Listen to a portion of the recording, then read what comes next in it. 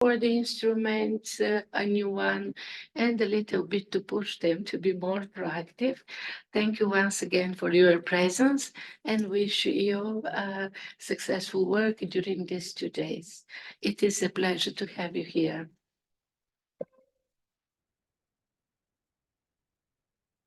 Thank you, Professor I Petrova. just would like to say goodbye to everybody, but that's the time that I can join. Thank you. Само накратко ще продължа на български. Колеги, кратка информация. Има въпроси в Zoom, но ще дам малко информация. Събитието не е предназначено само за университети. То е предназначено за всички, които имат потенциал.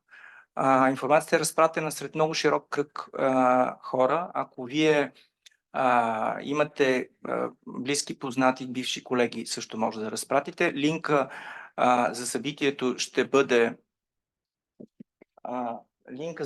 ще бъде в програмата. Имате линка на програмата. Най-отдолу ще добавим или най-отгоре записа, който правиме на цялото събитие.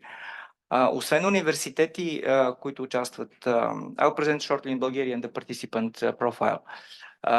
Имаме 27% висши училища, университети, 20% научни институти, администрацията 10%, има голям капацитет, общините имат много капацитет да кандидатстват по различни направления на Хоризонт.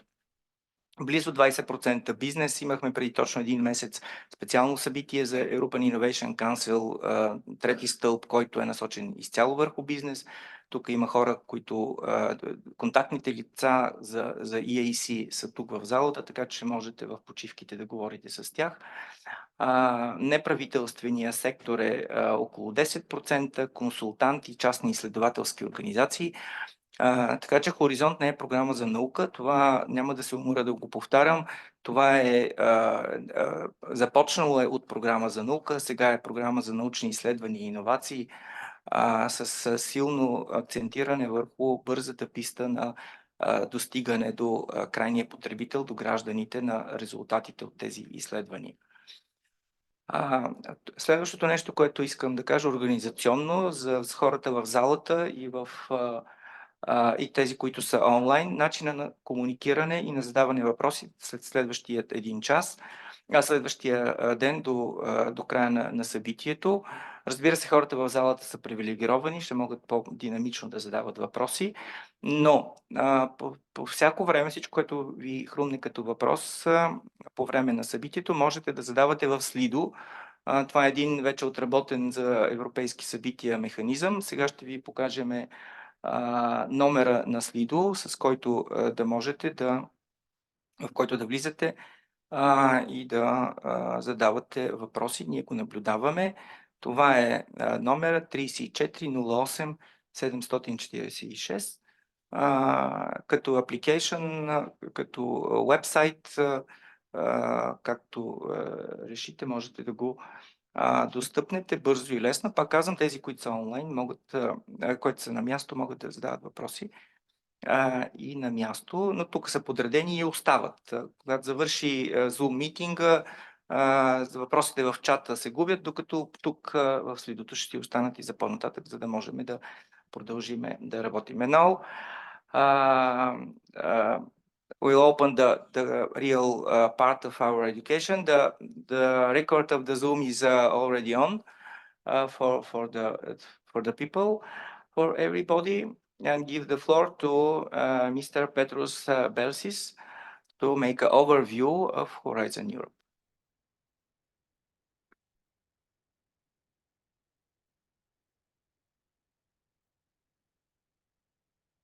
Good morning. Dobro jutro. Thank you very much all for being here and for welcoming us, especially also. Okay. Hello. Can you hear me now? Maybe better. Okay. Good morning to all. I would like to thank you all for being here, the ones who are in present and also the people who are online. It has been a great pleasure to be welcomed to this event. Actually, we are here with my colleagues to present the Horizon Europe program to help you also understand and to facilitate the participation and strengthen also the overall participation of Bulgarian entities to the program, and to explain to you what are the opportunities and how you can benefit from the Horizon Europe program. So we will have different presentations. So we will start with an overview of the program. So I will try to explain to you what are the actions, what are the novelties of the program, how you can benefit, and depending also on your interests or the areas that you are expert, or other opportunities that we have especially developed for countries, widening countries, one of which is Bulgaria also. The first presentation will be an overview. Then later we will have also we will explain the rules of participation, including the financial aspects. We will show you how to enter in the portal, to find partners, and to submit proposals.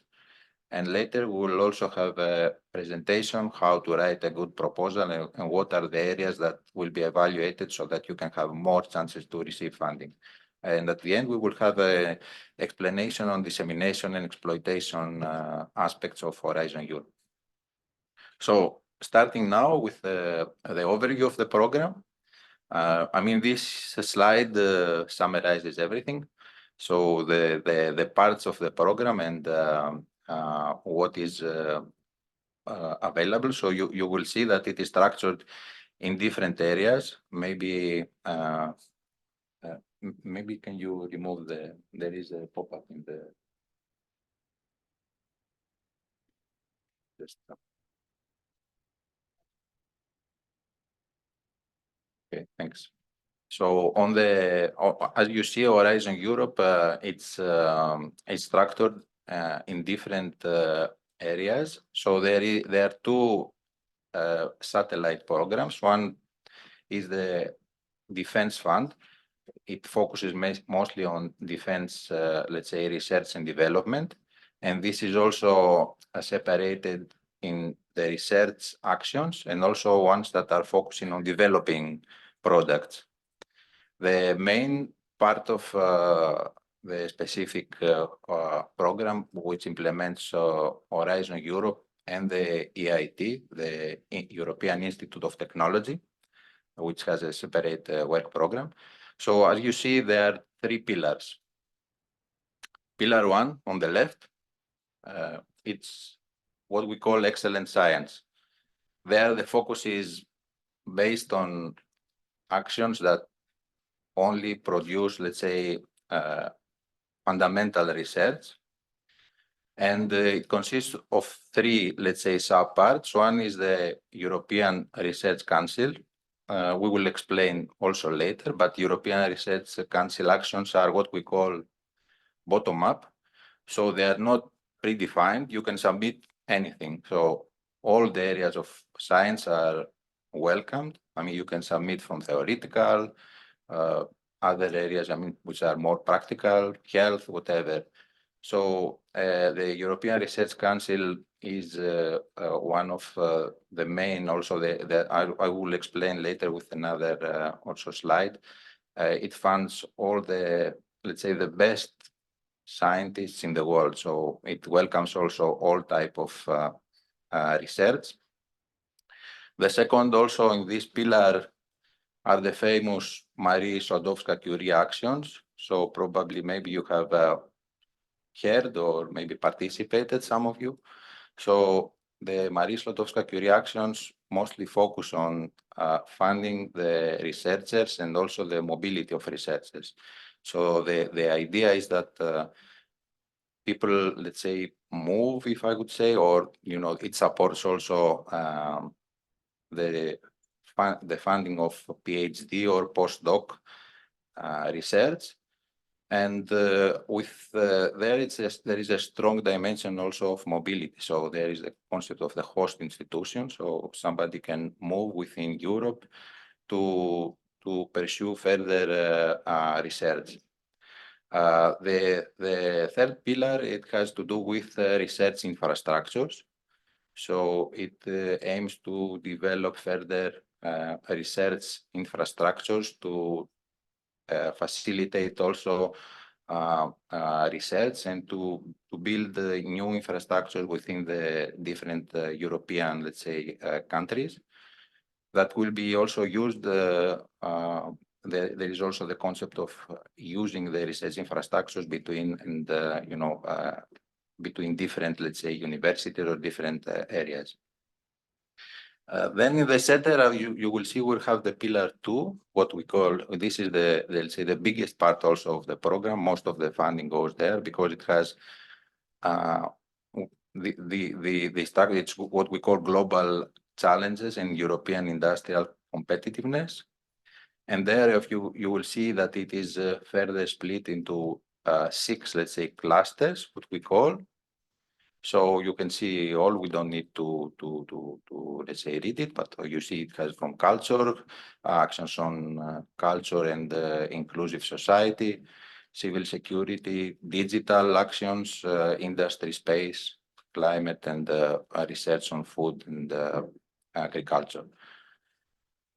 The structure of this part of the program, here we are not talking about these bottom-up goals, but it is the opposite. It's top-down, so it is structured. So we define the area, for example, health, and then it could be further subdivided. So what we have this structure of calls. So what we say, we have calls, and within the calls there could be further topics, which can be having a real, let's say, definition of what is expected when you submit a proposal. So there you will have to be more, let's say, to read and write your proposal in order to match what is expected as the outcome and what is the, so you need to submit something that is really addressing what the topic description says and describes.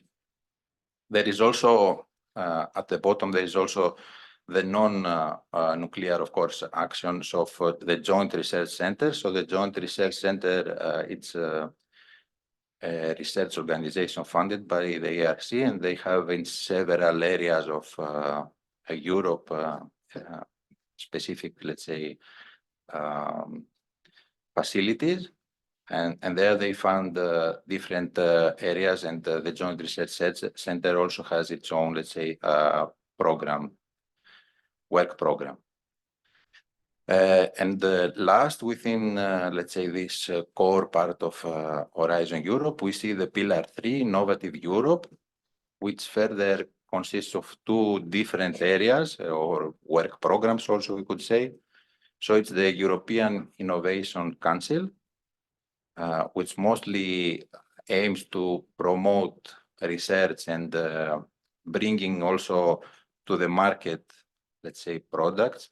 70% of this is kept, it's oriented to be given to small enterprises, SMEs, what we call. Then we also have the European Innovation Ecosystems. And last, we have the European Institute of Innovation and Technology. Well, this part of the program is managed by the EIT. It's located in Budapest, in Hungary. And the concept of the EIT is around what we call the KICs, the Knowledge Innovation Communities, which define research and aims to promote collaboration between different institutions. So they also have their own areas of actions, be it climate, health, and other areas. And that also, it's a concept about also bringing innovation and addressing global challenges. At the bottom, you will see that there are these actions which maybe also are interest for you, because as a country you are eligible, and they are addressing mostly for the widening countries. So we have the widening participation and strengthening of the European research area, the ERA actions.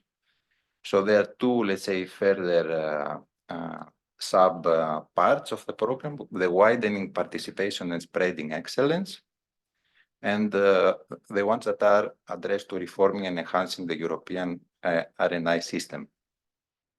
We will have the slides later to explain. Here, mostly we have what we call the twinning actions, teaming, the cost. So the twinning are supporting, usually this is the concept of two, let's say, institutions. One has to be the coordinator, which can be from a widening country, like Bulgaria, for example, that you are interested. And the second, you will find one university to team, what we call. So you will describe the collaboration and what will be the outcome, let's say, of this collaboration in order to further enhance the research between the two institutions.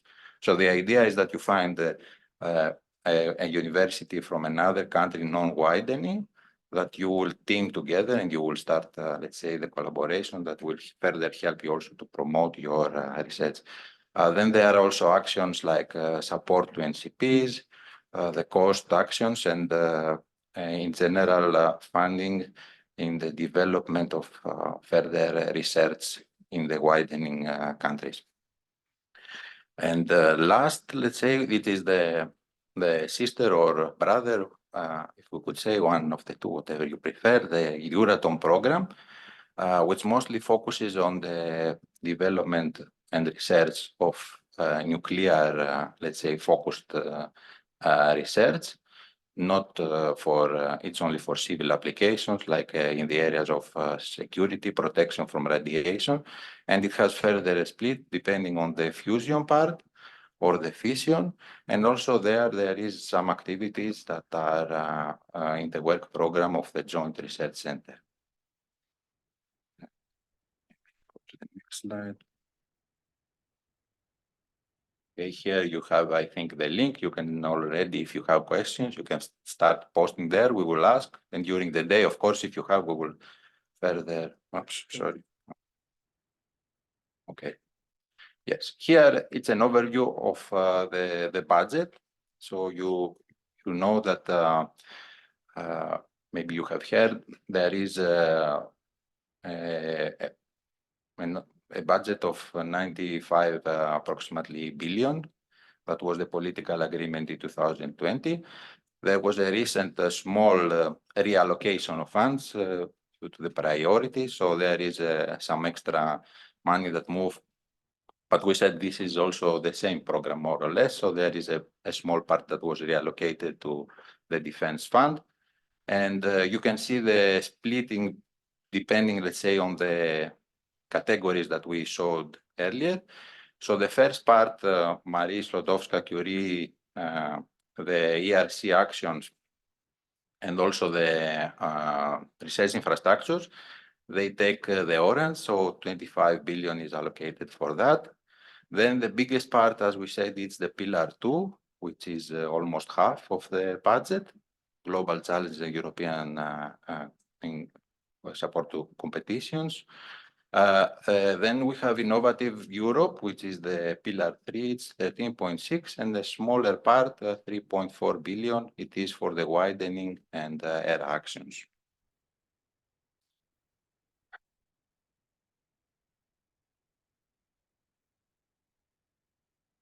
Maybe can you move the slide? Okay. So this is for the Pillar 3. We have the new, let's say, established, this is something new in the Horizon Europe, the establishment of the European Innovation Council. It supports innovations and breakthrough and disruptive nature scale-up potential. So in principle, it funds products or almost products to bring them closer to the market. And it aims also in funding, let's say, ideas or products that would be too risky for investors.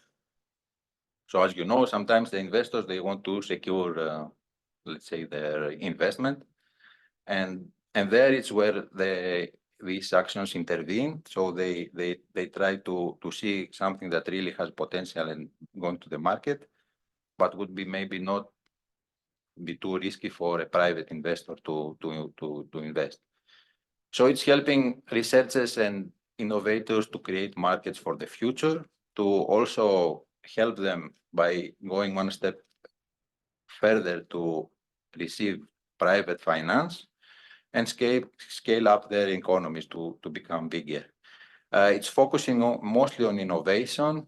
It has also the concept of taking the risk, but being also agile, and to make also the SMEs or whoever participates in the program to be proactive and try to scale up their activities. It's also bottom up, so there are no specific, let's say, topics or areas that will be funded, and aims to tackle strategic challenges. So below you can see there are three, let's say, type of actions falling under the AIC, depending on the maturity of the idea that you will submit. So the Pathfinder aims in funding concepts and proof of concept, that, like, let's say, something that is in the early stages. The transition, it's something that has passed the proof of concept and tries to be in the pre-commercial phase, so something that is more concrete, more advanced. And later, at the end, we have the accelerator. There, these are what we call mono-beneficiaries, so it's only one, let's say, organization, so it's a small entity that has something, product that really is what we call breakthrough or disruptive to the market. There is something that there is a really good idea, you are ready, you want to receive funding and bring it to the market. So this is the accelerator actions.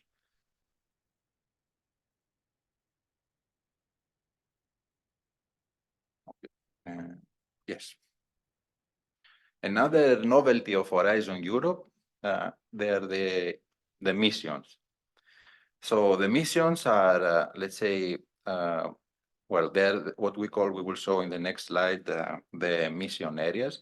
So the missions, they are trying to address big, let's say, problems of our, let's say, today and everyday life. We're trying to address things that are really like the climate change. You will see that there are the 5 areas. Maybe I can show the mission areas, and then we can explain how it works. So what is really concerning Europe today and everybody, and what we are trying to address: adaptation to climate change, including the societal transformation, the aging, for example, issues that Europe also has. Then the second is how to fight cancer. There's no need to explain something more for that. Unfortunately, it's one of the big problems, that global problems. Then the preserving of the oceans. You know how strong this problem has become, the pollution of the oceans, and how to protect our waters and the coastal, let's say, inland areas. How to be able to build the climate neutral and smart cities. And the last mission area is concerning the protection and well, let's say, being, if I could say something like that, for the soil, health, and food, where, of course, we get everything, the food that we receive.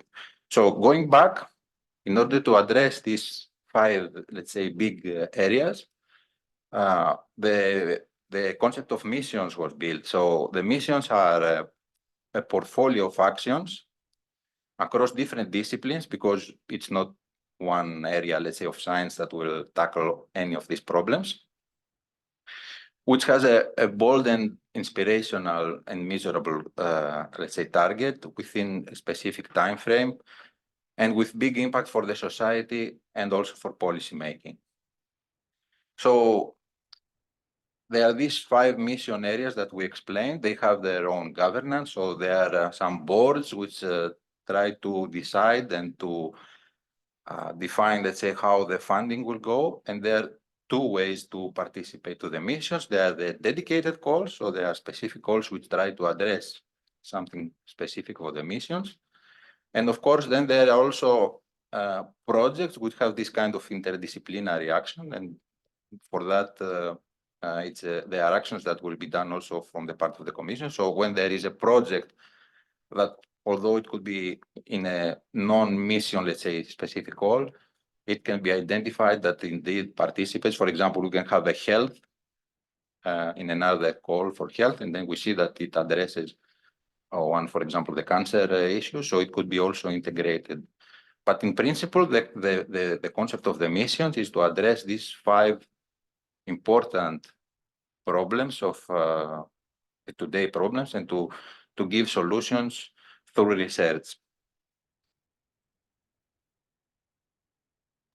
Now, another key area of the Horizon Europe program are the European partnerships. So partnerships existed, but they have been every time there is a new, let's say, version of the framework, the new framework after 7 years that comes with the programs, the financial, let's say, annual year programs. So there is a new generation of ambitious partnerships that try to address specific European Union policy objectives. The key features are they are having a specific strategic orientation, single architecture, and common set criteria. But okay, apart from that, let's see in more detail what does this mean. There are 3 types of partnerships. They are the co-programmed, which are developed based on memoranda of understanding and contractual arrangements. They are implemented independently. So to this, there is also the participation from member states. These are agreed together with the Commission, the areas that will be funded. And also there are 11, for example, for the moment, type of partnerships, which try to address also specific EU policies. And based, let's say, on discussion between also the Commission and the member states, there is this kind of advancement. They also announce their own calls, and they are managed most of the time independently. So there is also a big degree of participation from the member states to manage these partnerships, to define also calls which address the specific areas that have been defined. Then there are the co-funded. Again, there is participation from different entities also. And there is, let's say, co-support, different, say, degree of integration of funds, and management also of different calls. And then there are the most permanent ones, the institutionalized. Mostly we refer there to the joint undertakings, what we call in the EIT. So these are entities between the public and the private sector. So the EU participates, member states participate, and also big, if I could say this, big players of the industry. So they are addressing also specific challenges, like for the health, the joint undertakings. So we have funding that is overseen by Horizon Europe. But then there are commitments also that come from both the private sector, member states, the European Commission, and all that. And then there are calls specific, addressing to the areas that it's a joint undertaking, for example, is, and also the EIT is falling under this category. So the EIT also has its own work program, and it is the concept is around these knowledge information communities, which are formed by both universities, other entities like private entities, and they try to build a community to also address specific challenges. And they are also active in publishing specific calls. So in the area of partnerships, the Commission is also having, if I could say, the role of a partner. So it's not something that is totally managed by the Commission. So we are trying to oversee and ensure the rules, if I could say, there. And then there is a flexibility. There is some kind of freedom also from the member states, or in the case of the joint undertakings, also with the participation of the big private entities, which are members of the joint undertakings, to define what should be funded and how to address the challenges. And then there we put the overall rules, the grant agreement, everything from there is, so we are overseeing the implementation of the projects to ensure the same treatment, also the submission and evaluation of the applications, but we intervene less, or we are a partner there when how to address the specific challenges is when the question of how to address the challenges comes.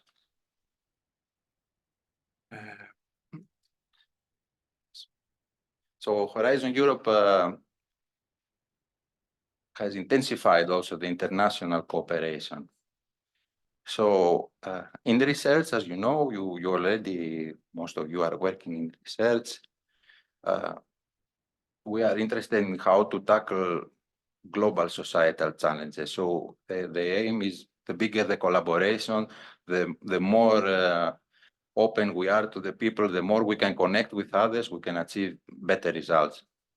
So the aim of the Horizon Europe is to access the world's best talents and expertise and resources.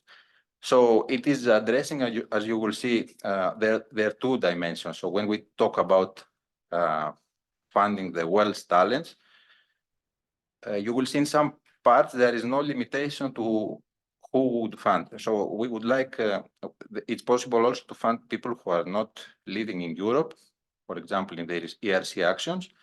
Of course, with the, let's say, there is this precondition if there is a host institution in Europe. So we don't, with very few exceptions, we do not fund directly countries which are not what we call associated, or they are not member states or associated. So there is the concept of countries which are at the heart of Horizon Europe.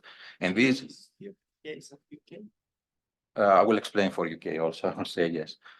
So member states are by default, of course, members of Horizon Europe.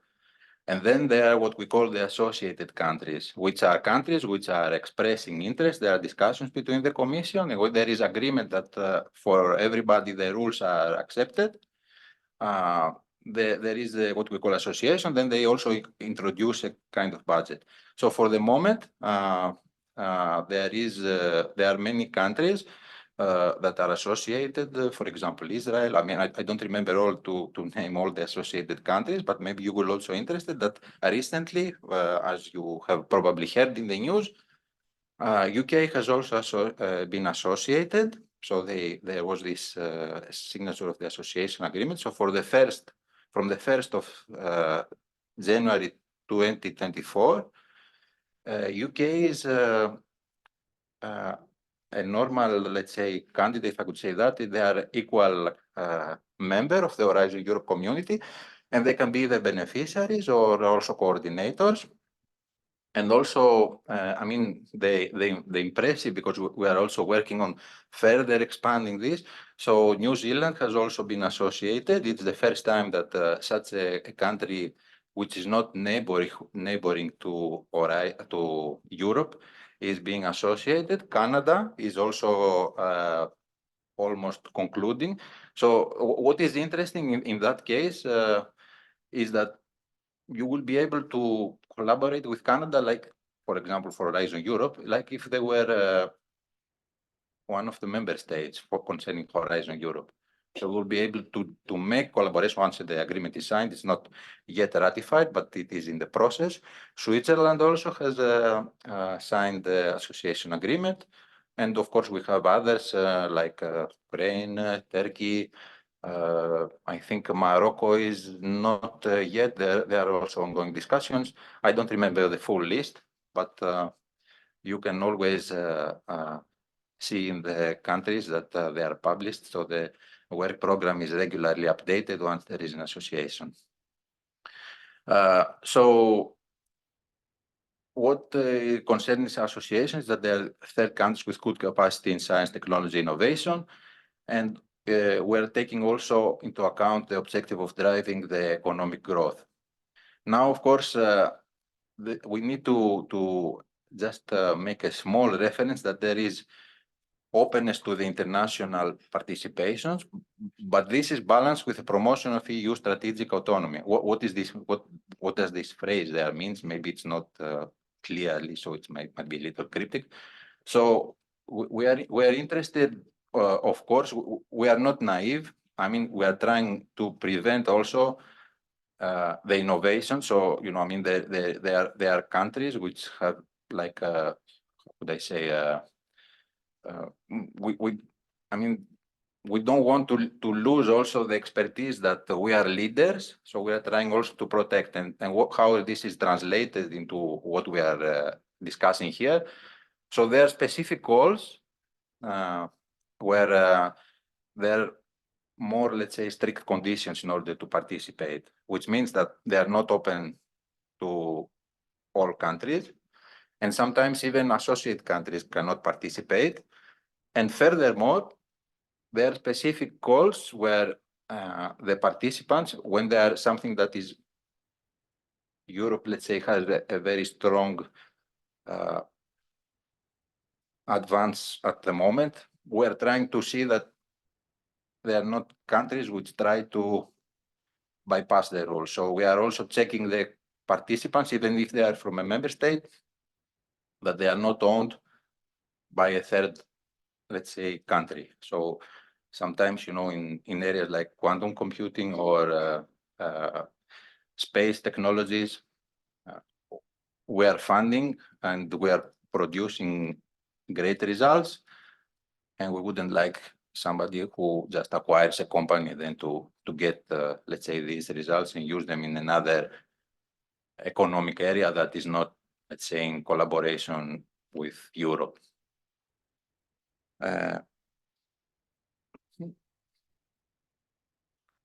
So now a few words.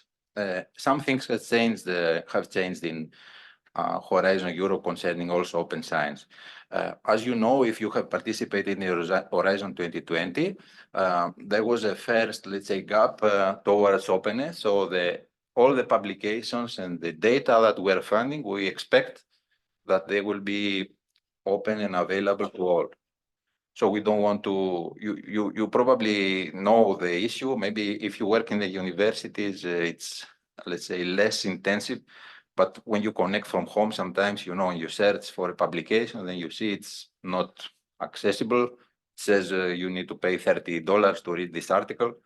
So we're working on the other direction. So we're trying to make everything open and to promote further the use and distribution of results. And that's where open science is about. So in Horizon Europe, there has been a shift towards more openness. So we are expecting to have all the results that we produce, the publication meant to be open, and also data or also other artifacts. If you produce software, you need to make it open. There is also something that is a little less tricky a little more tricky to understand. So when you make a publication open, usually the publishers require some kind of let's say fee to make it open, and this was always it's a cost that you can claim also in Horizon 2020. The difference here in Horizon Europe is that you need to select venues, so you need to select journals that make all the articles open in order to claim the cost. So if you make the publication open in any article, you are compliant. But if you want to charge the cost for opening the publication, you need to check that the journal, the venue that you are publishing is one of what we call this full open access. So they make all the articles open. Also, data sharing, there is also another condition. So when you receive the acceptance of an article, you need to submit it in a repository, a fair repository. So it has to be findable, accessible, interoperable, and reusable. And also you need to do the same with the data. So you always need to submit the data in a repository so that they will remain for always. Because if you just use if it is the article open in the journal site, maybe the site of the journal will not be for always there. Sometimes the journals stop being active, and then the publication will be lost. So we always ask to submit a copy of the article in the repository. And also we do ask you the same to do with the data, unless there are some restrictions. For example, if there is some kind of sensitive medical data that you use, there are very few cases where exceptions can be granted. In principle, we don't see why you shouldn't make the data and the publications open. So there is also, we are also trying to support, so there is this concept of the European Open Science Cloud, which is also a place where you can submit your research results.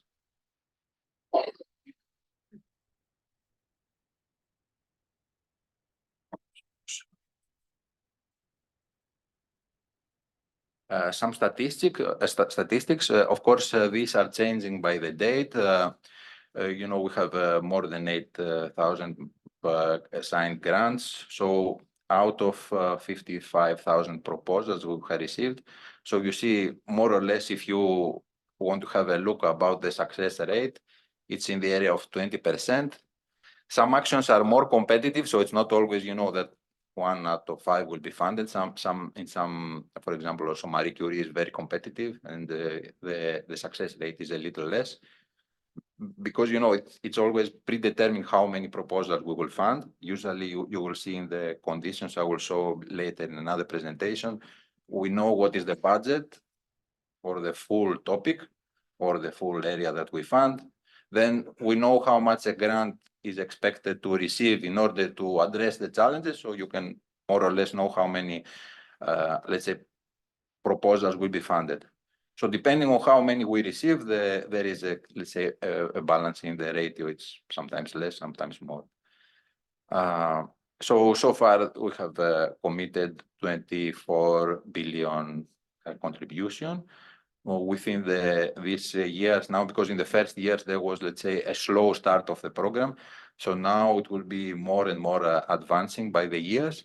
And of course, we have more than 55,000, around 55,000 participations, and 1/5 of them is small, medium enterprises.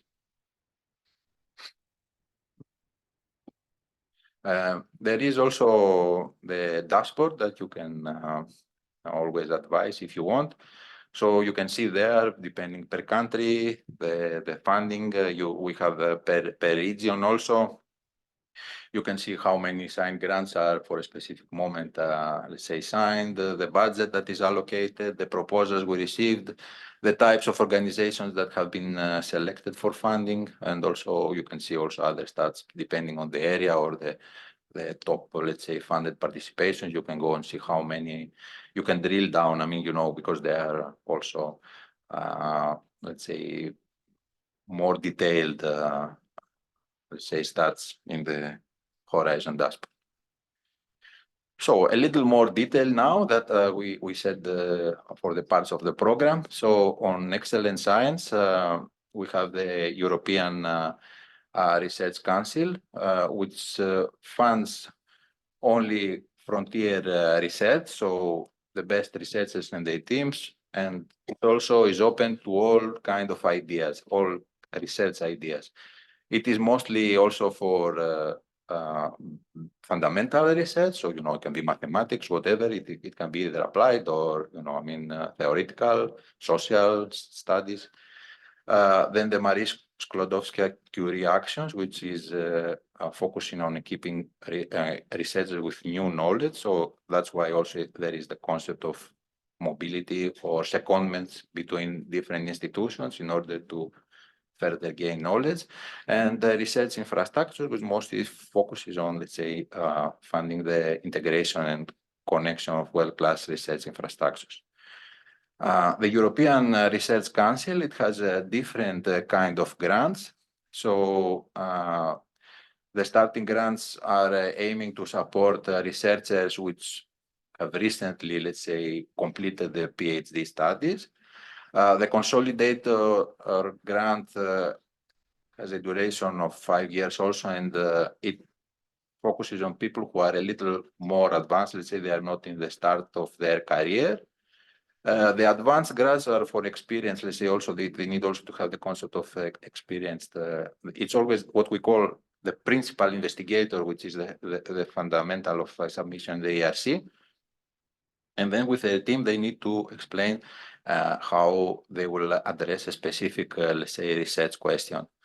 And then we have the synergy grants, which these projects, I mean, although they are collaborative, sometimes with two institutions, they are not the concept of multi-beneficiary, what we say, because again, here we have the concept of the principal investigations, but we can have more than one here. So it could be 2 to 4, which can receive for up to 6 years a grant of 10 million. So the grants are here more, let's say, high, but as you will see, there is the small, let's say, there are footnotes there on the left. So the ERC has been the jewelry, if we could say, of research, but not only, I mean, because we have funded. So it has funded also people who received later Nobel Awards, not mostly because of, but I mean, the people who have been selected, many times, they are always the leaders, and sometimes impressive achievements have also been in their track record. It funds more than 80 nationalities, so this is what I referred before. So it could be also that from all the parts of the world, concerning also, if with the precondition that there is also a hosting institution in Horizon Europe or associated country. And you see also there is a small, let's say, there footmark from the testimonial of somebody who was involved in the construction of the mRNA let's say, vaccines, which have been used in the COVID, but also in the fight against cancer.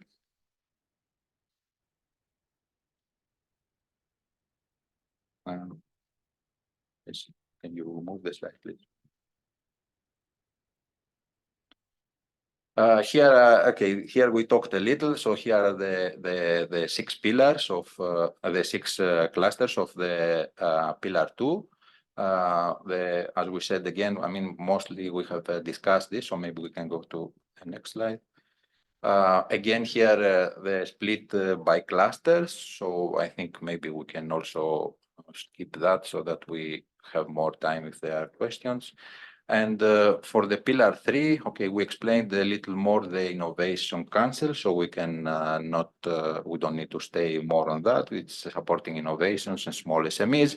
So we have the European Innovation Ecosystems, which also supports innovation, but also focuses on the connection between the regional and national innovation actors, and the European Institute of Innovation and Technology, which brings different actors from research, education. So usually they're in the knowledge innovation communities. They're both universities and private companies, which try to also build, let's say, these communities in order to further promote innovation.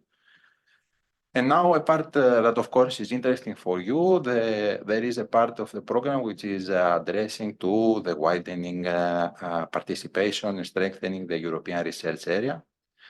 So as you will see there, let's say further, there is a 2 split. There is a big part of this 3 billion and something, the 3.4 billion. So most of it, the 3 billion almost, are assigned to widening participation and spreading excellence.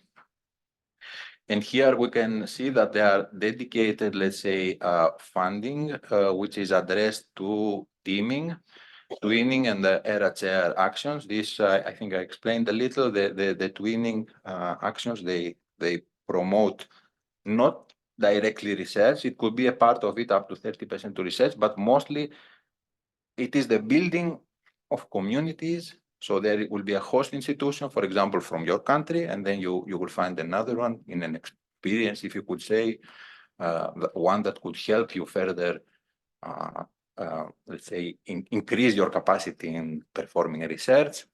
Then it's the European Cooperation Science and Technology, which supports also researchers, the brain circulation, what we would call between different countries. Then there are supports to the national contact points and to their activities.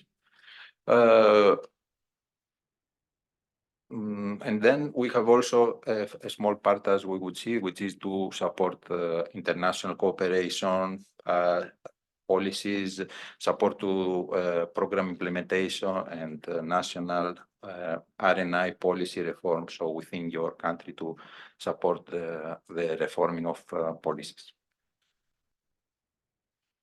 Last, going to the final, let's say, slides of the presentation. So there is also the Euratom, which also has an openness to, and there is some kind of interaction also with Horizon Europe, let's say, program.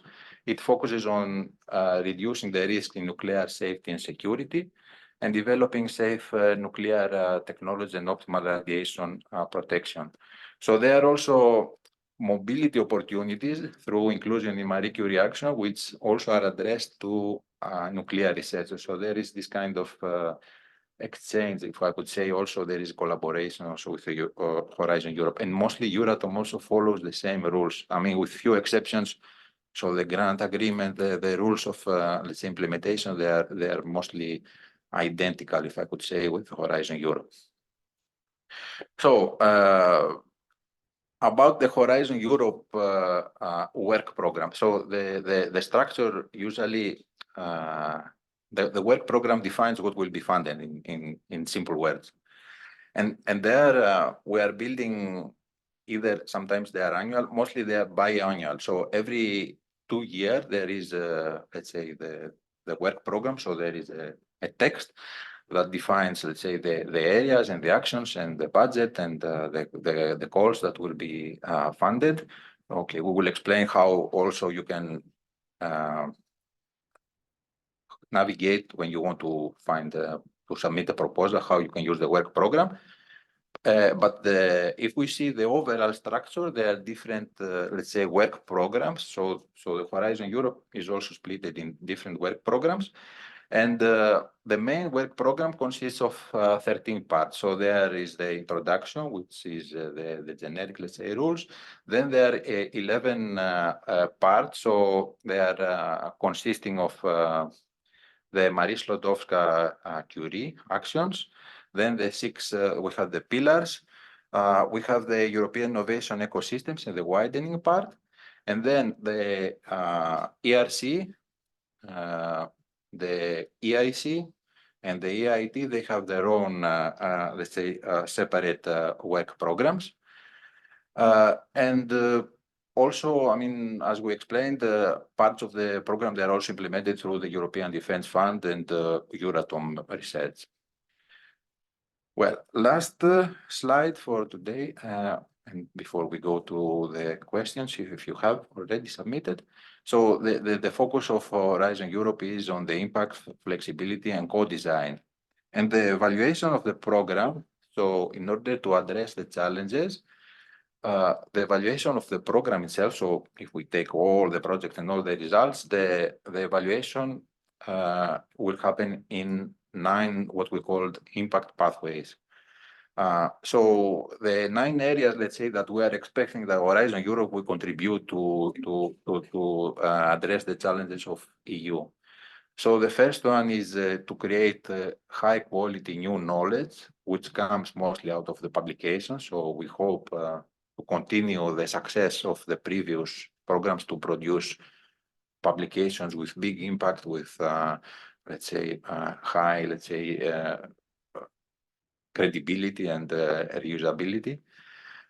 To strengthen the human capital in R&I. So here, we explain also later, either in the proposal, but if you follow our webinars also, when we are explaining to the beneficiaries why we're asking some questions concerning especially researchers. So there is a request, a reasonable request from the European Parliament also to say what is the impact of the program to the careers of the people who are participating. So you will see that sometimes you have to answer, let's say, who is participating in the program. Mostly that's why we're asking this question, either in the proposal or later in the project. We're hoping that people who participate in the program, this is the hypothesis, that their career advances also by participating. So somebody who participates in Marie Curie or in another project, that later this is beneficial to their career. Let's say if you are in a university and then you want to get promoted or later, that the participation in the project has in general contributed also to improve, or to the SMEs, to improve the people also who are working there. The third, let's say, area of evaluation of the program is to foster diffusion of knowledge and open science. So we are trying to promote further the openness, so to be accessible, the knowledge that we produce, the data that we produce can be accessible to people who want also to further pursue research. They don't have to reinvent the wheel and recreate, let's say, the data that are already there. Then the second focus of the program is on the societal impact.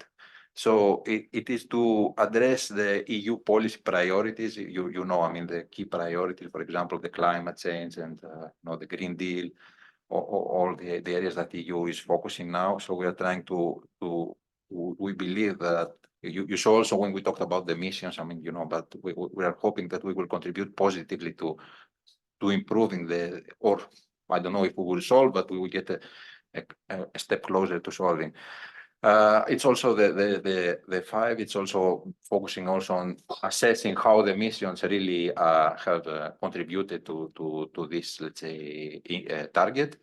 To strengthen the uptake of RNI in society. So a key parameter you will see also when we write the proposal is to evaluate the open science practices, including, let's say, the participation of citizens. So if just to give an example, if we can see that a project can use civil society, somebody to evaluate the result, I mean, to show that really this that we are producing is not just a theoretical concept or anything, but it can really be used by the society and it can be further promoted. This is something that we are aiming. And the last part is the economic impact. So there we're hoping that when we do the evaluation of the program, once it is completed, that Horizon Europe contributes positively to generating growth, to, let's say, improving the companies, to maybe create new companies, to, let's say, exploit the results, and also to attract investments from other areas, be it national funding or even private funding. And with that, I conclude. So thank you, and we will welcome your questions and to. Thank you. There is a question since Slido, but I think to move to the next topic after that, we'll have time to.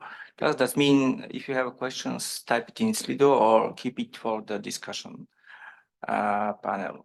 So I give the floor to Ioannis for the legal part.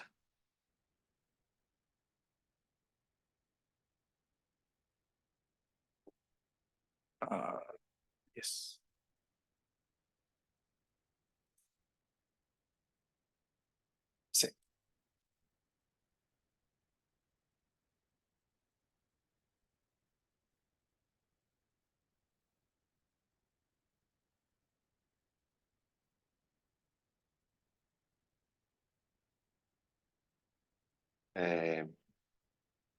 Hello, dobro utro.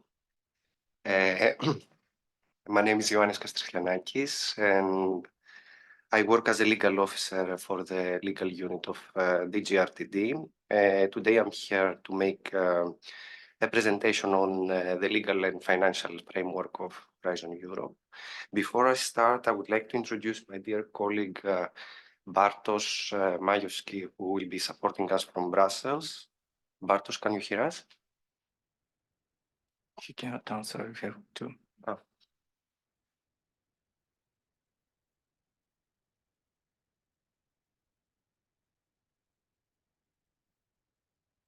Definitely, because in Bartosz I cannot find it.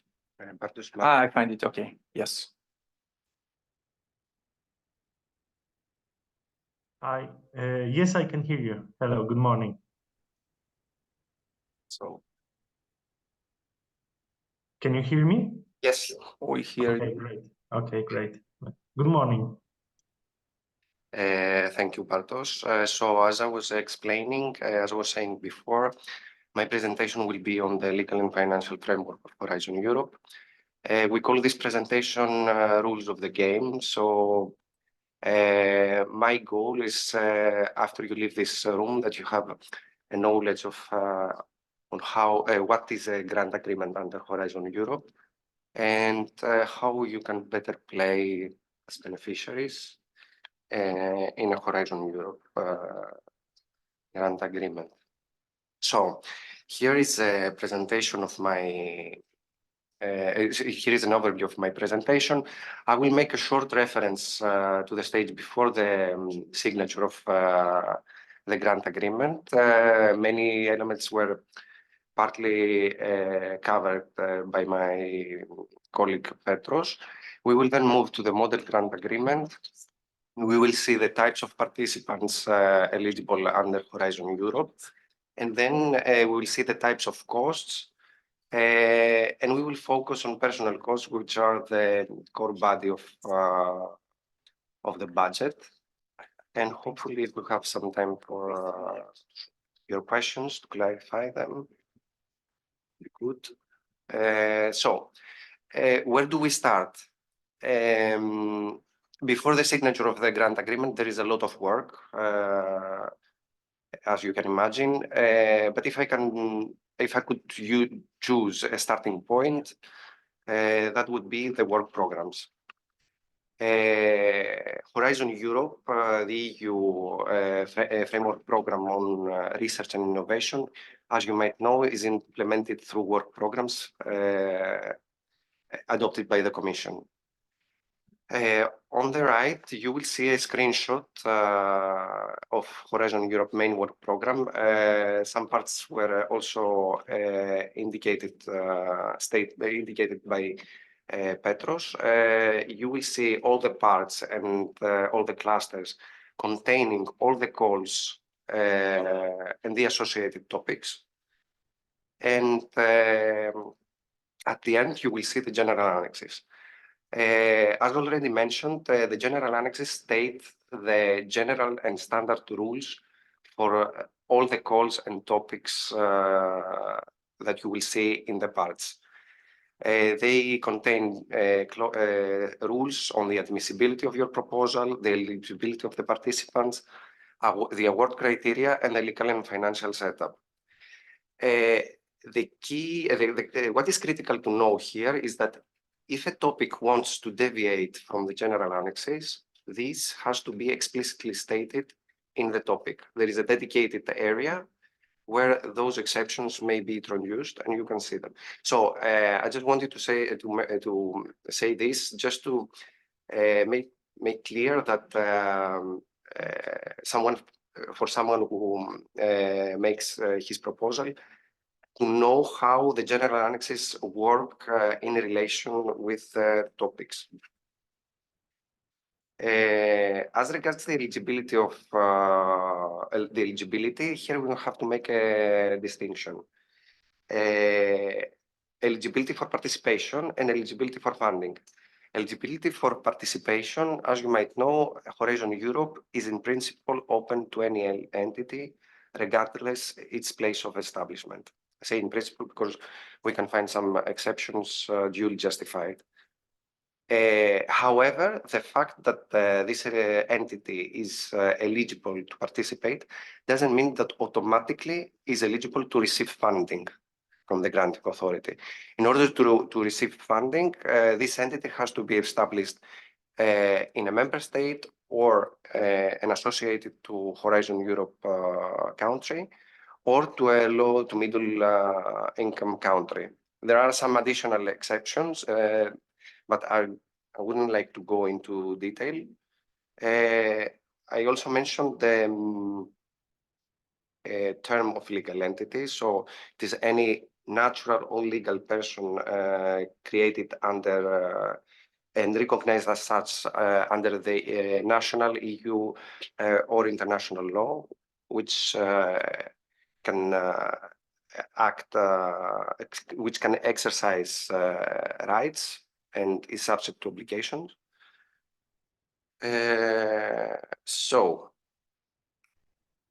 you have made an excellent proposal, and the European Commission decided that your proposal needs to fund your proposal. What is the next step is that you will sign a grant agreement. A grant agreement is a contractual agreement between you and the granting authority, either the commission or the executive agency that will manage your grant, that defines rights, obligations, and terms and conditions under which you will receive the EU funding.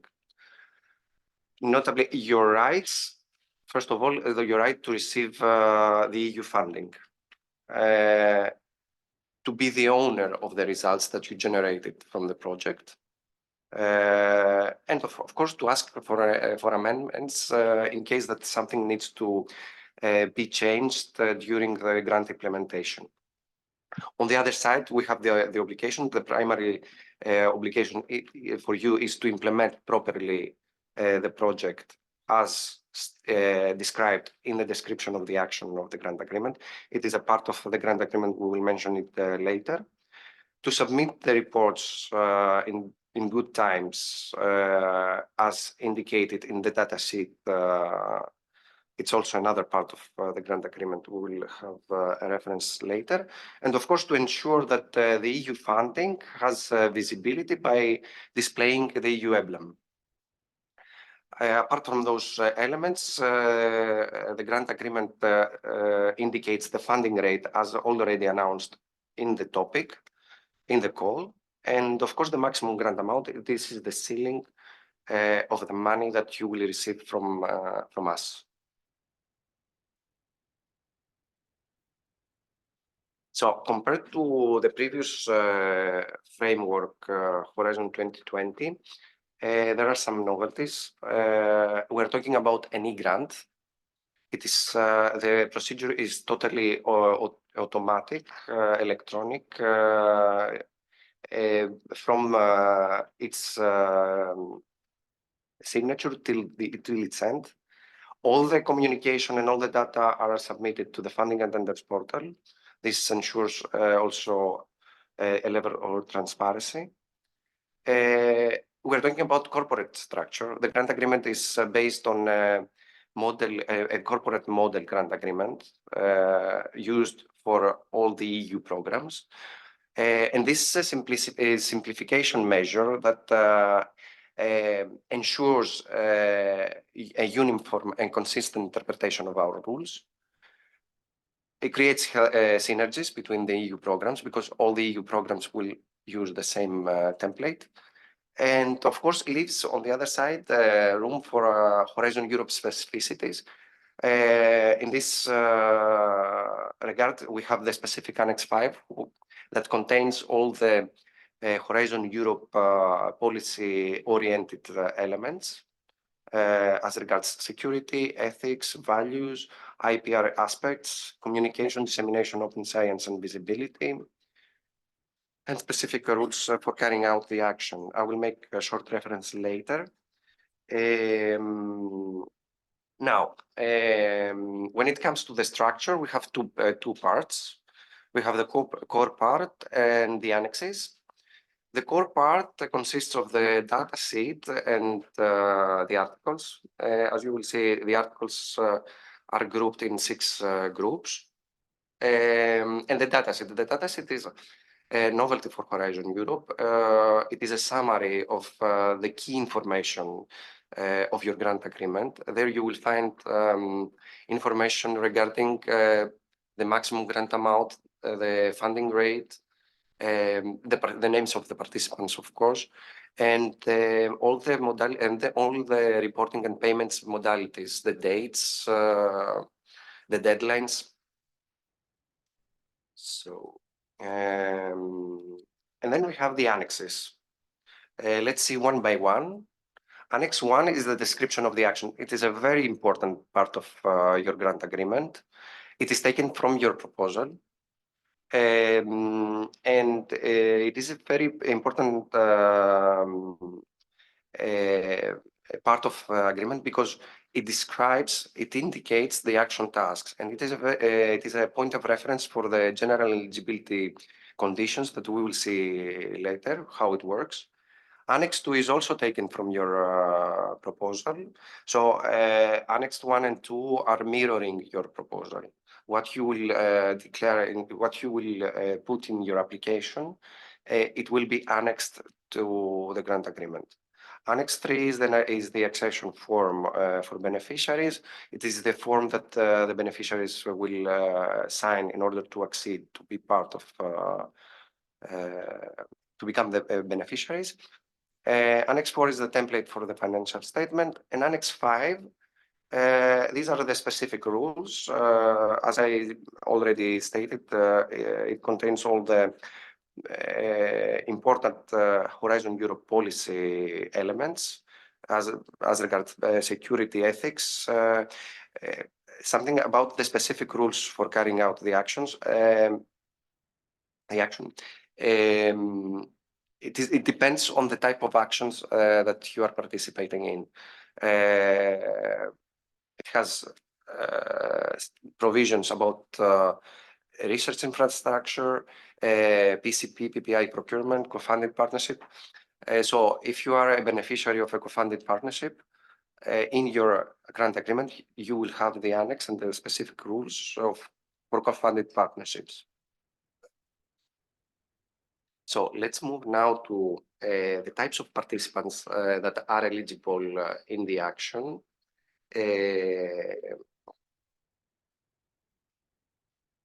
Here is an overview of the key participants. As you can imagine, the beneficiaries are the stars of Horizon Europe Action. But apart from beneficiaries, you will see in a consortium affiliated entities, associated partners, subcontractors, and third parties providing contributions. What is critical here is that each category of participant is set to a specific set of obligations and conditions. Therefore, I have two things to say. First, choose your participants wisely. And the second element is that it is important that the beneficiaries conclude a consortium agreement.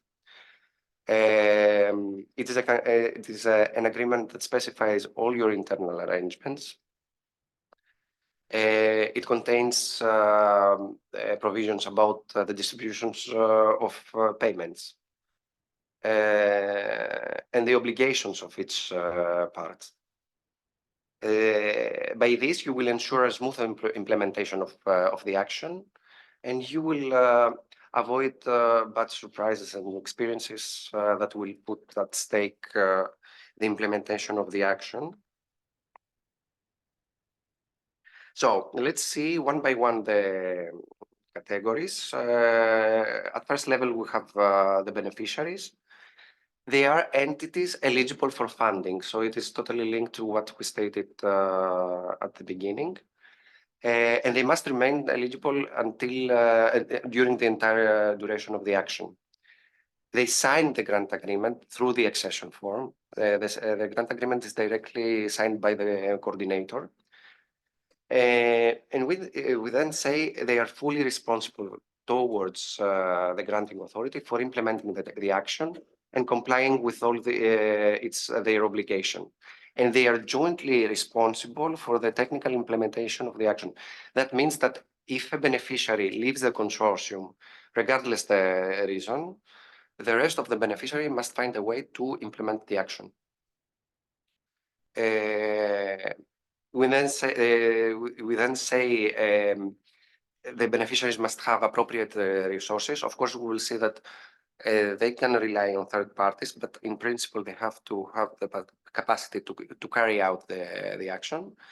And they are set with certain obligations. First of all, to submit in good times to the coordinator technical reports, financial statements, and deliverables.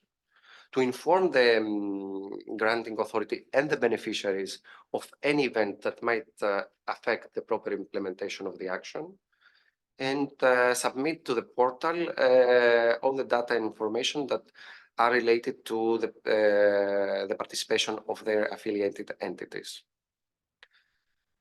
one of the beneficiaries is the coordinator, is the one who signs directly the grant agreement. It is a very important role because he acts as a central contact point for the granting authority and represents the consortium towards the granting authority. The coordinator is also linked to certain obligations. We call them coordinators tasks, and those tasks they cannot outsourced or delegated to any entity, including the beneficiaries. So let's see some of his obligations.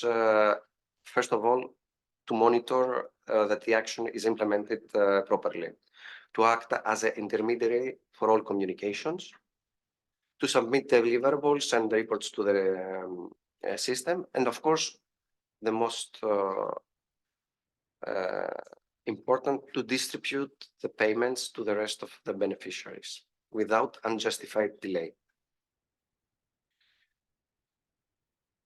So we then move to the affiliated entities. They are indicated in Article 8 of the MGA. They are entities also eligible for funding.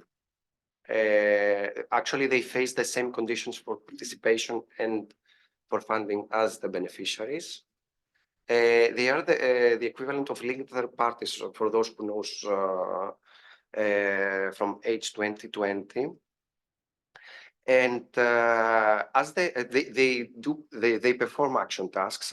Actually, their tasks they are indicated in the description of the action in Annex 1, but they don't sign the grant agreement. As they are eligible for funding, they can declare costs for implementing the action tasks. But the main key characteristic is that they must have a legal or capital link with the beneficiary, which is neither limited to the action nor established for the sole purpose of its implementation. This might take the form of a legal, permanent legal structures between them, or contractual cooperation not limited to the action, or they have a capital link with regards the control that they might have between them. So as you can imagine, they are treated as beneficiaries, so they have more or less the same obligations and rights. Other participants, associated partners. Those entities, they do not have to comply with the eligibility conditions for funding. That means that they might be established in a third country, not associated to Horizon Europe. They are the equivalent of international partner status that we had in Horizon 2020. They perform action tasks. They do not sign, of course, the grant agreement. So as they are not eligible for funding, they cannot declare costs. We say that they have to bear the cost of their participation. They can be linked either to one beneficiary or to the whole consortium, but the beneficiaries are fully responsible for the proper implementation of an associated partner's action tasks. And of course, the beneficiaries must ensure that certain obligations from the grant agreement also apply to the associated partners, such as the obligations for visibility. How they can do it through the consortium agreement. And of course, entities that they do not request funding by default are associated partners. So a beneficiary requesting zero funding status that we had in the past is not relevant anymore. There are cases that the beneficiary needs to rely to third parties. So this is the case of subcontracting. Subcontracting refers to the outsourcing, the delegation of action tasks, tasks that they are indicated in the description of the action. They do work, they participate in the action, but their costs and their tasks, they are indicated in Annex 2 and 1 as I stated before. So therefore, even at the application stage, the beneficiaries, applicants, they must indicate in their proposal which tasks will be outsourced. They don't have to display disclose the name of the subcontractor because they might don't know it. But in their proposal, they must indicate which tasks will be delegated. It may happen that during the implementation, after the signature of the grant agreement, a beneficiary will notice that an action task needs to be subcontracted. Here we have two possibilities, two options. Oh, sorry, I forgot to. Yes. Here we have two options. The first option is that the beneficiary will need to ask an amendment in line with Article 39 of the grant agreement. Of course, the amendment must not call into question the award decision. That means that you cannot subcontract unlimited tasks of your tasks. The second option that we have is that you don't request for an amendment. Instead, you flag the subcontracting at the reporting stage, stating that this action task will be outsourced. Of course, here you bear a high risk that the granting authority will not accept the subcontracting and reject the corresponding costs. It is important to say here that subcontracting between beneficiaries is not allowed because the subcontracting entails profit margin, and we don't want to finance this margin. And now third parties giving kind contributions. So they are third parties, they do not implement action tasks. Of course, they are indicated in Annex 1. They do not sign the grant agreement. Here is a tricky notion that I would like to dedicate some minutes.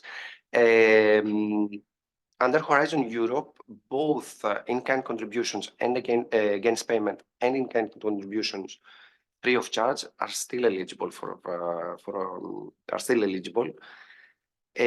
However, you will notice that there is no specific article concerning in-kind contribution against payment. This comes in line with the main definition that we have for in-kind contributions, which is resources available to the beneficiary free of charge. However, they can still be declared those contributions against payment, depending on the nature of the cost. The beneficiary can declare it to the corresponding budget category. So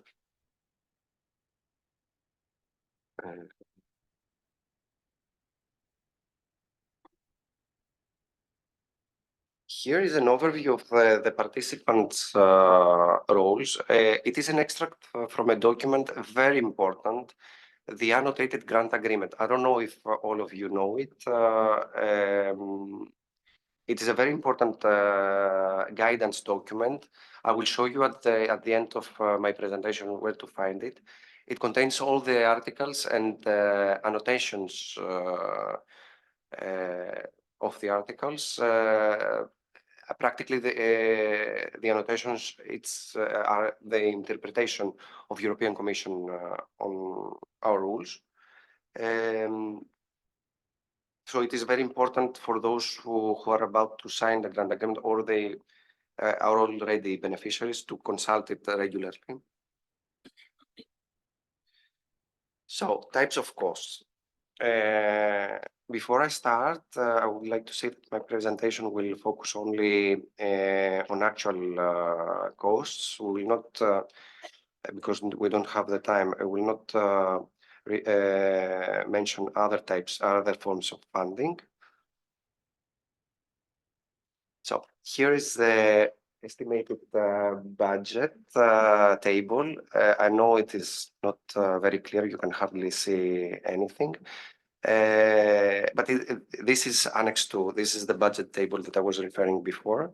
You can see all the budget categories.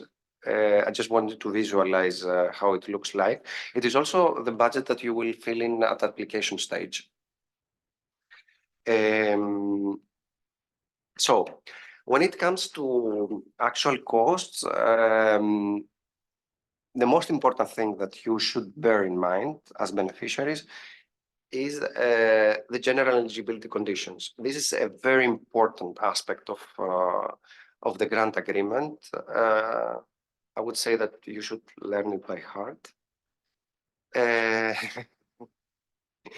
No, because it is the starting point to see on our for our assessment on whether a cost is eligible or not. So let's see one by one. We say that costs must be actually incurred by the beneficiaries. We are looking for actual cost, not estimated costs. These are costs genuinely borne by the beneficiary and not another entity. The cost must be incurred during the action duration. The generating event that triggers the cost must take place within the timeframes that are indicated in the grant agreement, and notably in the data sheet. So it goes without saying that costs before or after the duration of the action are not eligible. They must be declared under one of the budget categories. The budget table that I showed you before. They must be incurred in connection with the action and necessary for its implementation. Very important condition. We are not here to finance anything that is not described in the description of the action.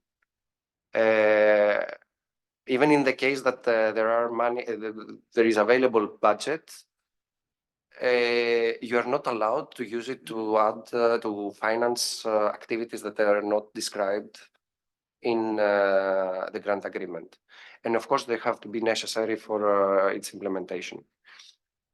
They must be identifiable and verifiable. In a way, we must be able to spot them in the beneficiary's accounts in accordance with the accounting standards applicable in the country where the beneficiary has its establishment. And with the beneficiaries' usual cost accounting practices, this is another concept, important concept in Horizon Europe, the usual practices. We are looking about your daily business, how you perform in your national projects. The fact that you are beneficiaries in Horizon Europe doesn't mean that you will change your way of thinking.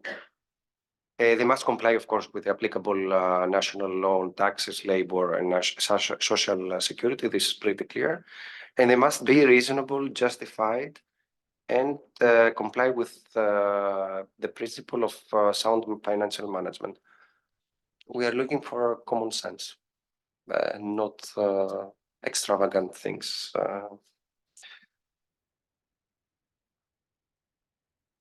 So this is an overview of the types of costs. I know there is a lot of information. I should say we should keep it general and see in brief what are the costs, what are the main cost categories. Let's start from the personnel costs. We will have a dedicated time on the next slide. One important thing that I would like to say is that it is cost for the time worked for the action. Then we have subcontracting costs. We talked previously. One important thing that I would like to add here is that eligible cost is the price charged to the beneficiary from the subcontractor. Again, I would like to recall that we are talking about outsourcing, subcontracting action tasks that they are described in Annex 1. Purchase costs. Here we have different items. We have travel and subsistence costs. For instance, if you have a project event that takes place in another country and you want to send staff, you can charge the corresponding travel and subsistence costs. Equipment. You can charge the purchase of an equipment. However, here I would say that you should always check the call conditions, because the default option is that the beneficiaries can charge depreciation costs and not charge the full cost of the equipment in a single year. Charging full cost is exceptional and only if provided in the call conditions. So for the equipment, I should say that you should always start from the calls. Other goods, works, and services, if necessary for the action, you can charge them, and if provided that they comply with general eligibility conditions. Other cost categories. Category D. We have here, first of all, financial support to third parties. Another important element in Horizon Europe. It is when the beneficiaries of an EU grant pass the EU funding to third parties that they have not signed the grant agreement. We also call it cascading funding. Internal invoicing, cost charged internally from one department to another of the same beneficiary, but here you have to have a defined cost accounting method. And we're reaching the last category, indirect costs. These are costs not directly linked to the action. Actually, it is not very easy to measure them. So we are taking all the eligible costs for certain from certain budget categories, and we apply a flat rate, which in Horizon Europe is 25%, and we get the amount of indirect costs.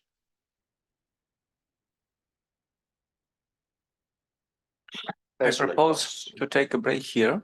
I propose to take a break here because it's more than 1.5 hours and the people need a coffee, and to follow your slide after 15 minutes, just 15 minutes, take a coffee, take a short break. After that, we'll finalize with your presentation and discussion. Okay.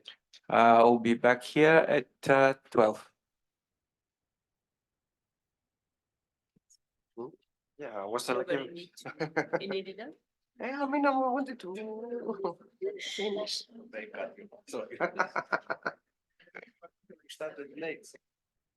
Move to the next part of the presentation of Ioannis.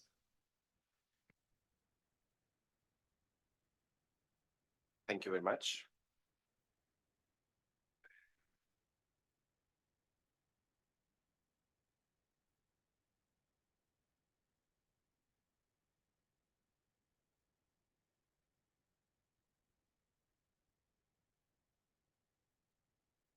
Shall I start? Okay. So as I was saying before the break, personal costs are the core body of your budget. It accounts around 2/3 of a beneficiary's budget for obvious reasons. You have persons who work for the action. So there are different types of personnel. Why I cannot? Okay. Oh.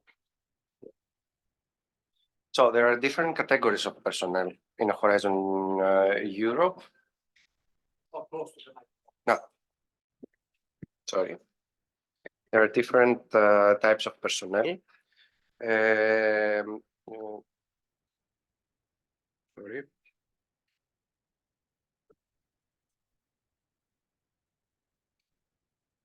So here you can see an overview of the categories.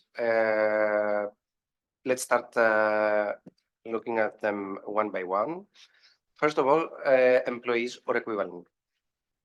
We are talking about personnel working for a beneficiary with an employment contract or equivalent. For instance, for a civil servant, is equivalent is the appointing act to the service. Here we have three cases. First of all, the most common one, employees with a fixed salary. We'll see in the next slide how we calculate in brief their personnel costs.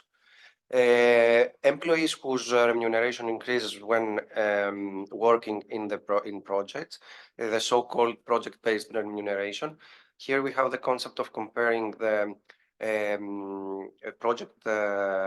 the action project daily rate and with the national daily rate and choosing the lowest one. And then we have employees of a beneficiary whose usual practice is to calculate average personnel costs. Here, one important thing is that this has to be consistently applied and is calculated on the basis of unit cost. We move now to persons under direct contract and seconded persons against payment. The first category, it is a direct contract other than an employment contract that you have with the beneficiary. Here we have the example of in-house consultants. And of course, we have also the seconded persons against payment. This here is the case where we have a transfer of a person to the beneficiary that we work for the beneficiary, but this person continues to take the salary from the employee. Two things that I would like to stress here. First of all, those types of personnel work under conditions similar to those to an employee. Similar doesn't mean identical, overall similar, but these conditions might refer to the way they work, the way they organize their work, the instructions they are given by the beneficiary, the presence policy of the beneficiary. And for instance, if you have obligatory presence for all your employees, then also the seconded person has to be there. And of course, the results belong to the beneficiary, not to the person who worked for the beneficiary. And we move now to the fourth category, SME owners and natural persons as beneficiaries. Here we have costs for SME owners, persons who own or co-own beneficiaries who are small and medium enterprise as beneficiaries. They do not, those persons, they do not, I repeat, receive any salary. Equally, we have also costs for natural persons who sign directly the grant agreement and they act as beneficiaries, as natural person as beneficiaries. Both those two subtypes of personnel, they are calculated on the basis of the unit cost. Now, so let's go to the tricky part. We saw the types of personnel, but how we calculate their personnel costs. As I said, yes, it doesn't.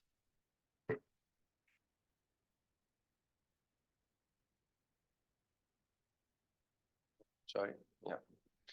So, as I said before, I will take I will refer only to the case one that we saw before, the employees with a fixed salary, which is the most common case. First of all, we're talking about a corporate formula. That means that all EU programs use the same formula. This is another simplification measure to make your life better. You will result the personnel cost if you multiply the day equivalents worked in the action by the daily rate. And the daily rate is the personnel cost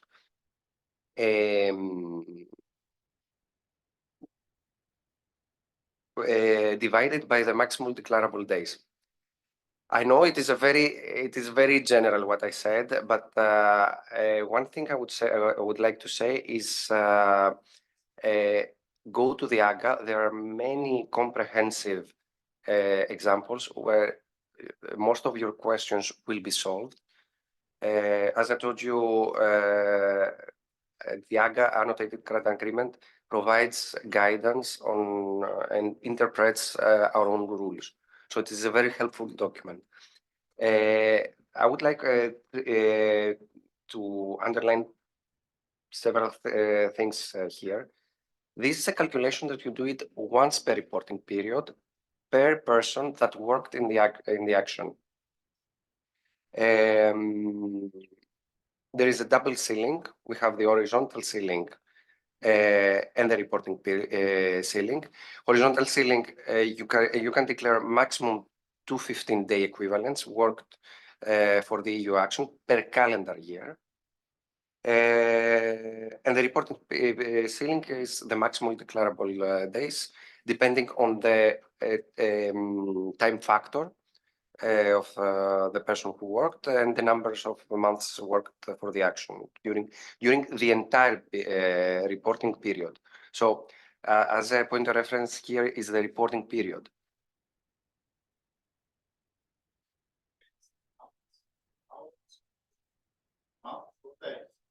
Months. No, you have first the day equivalent. Yes. So these day equivalents have to be reported. Here we have a template for a commission template, very user-friendly, where you can declare monthly, where there is a monthly declaration on days spent of the action. However, if the beneficiary has a reliable time recording system that ensures consistency, because what we are looking for in the reporting is consistency. Of course, the beneficiary is allowed to do so.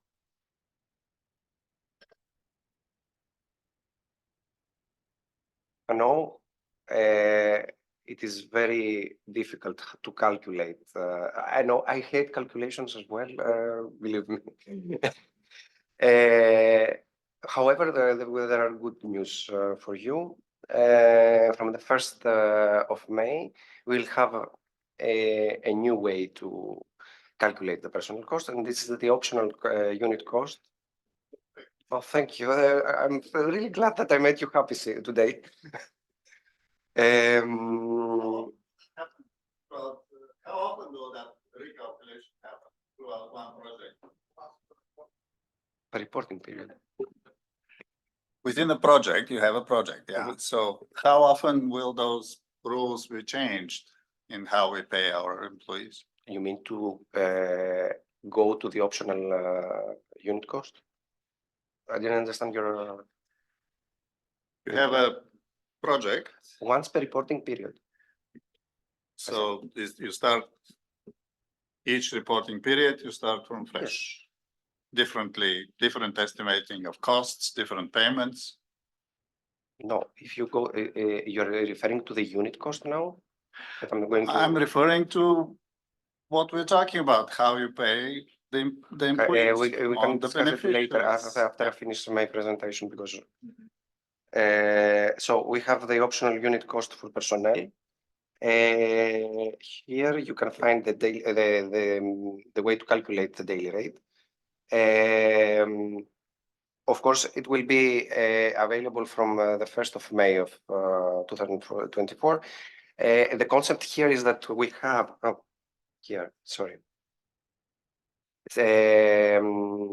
the concept here is that we have a daily rate fixed ex ante for the individual.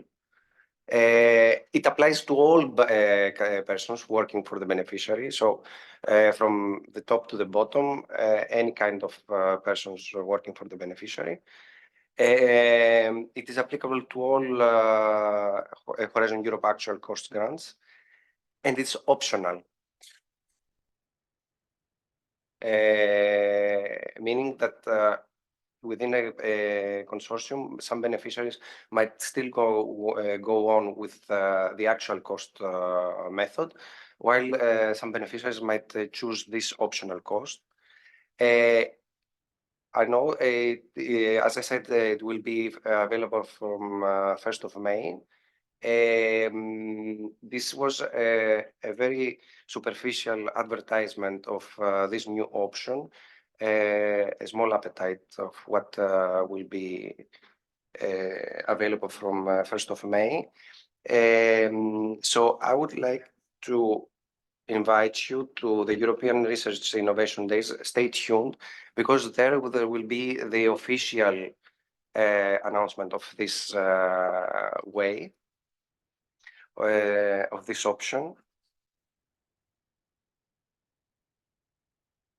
And now, before I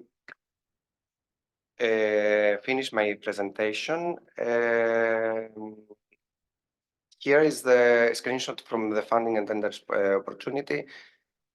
You can find the Horizon Europe MGA in the reference documents.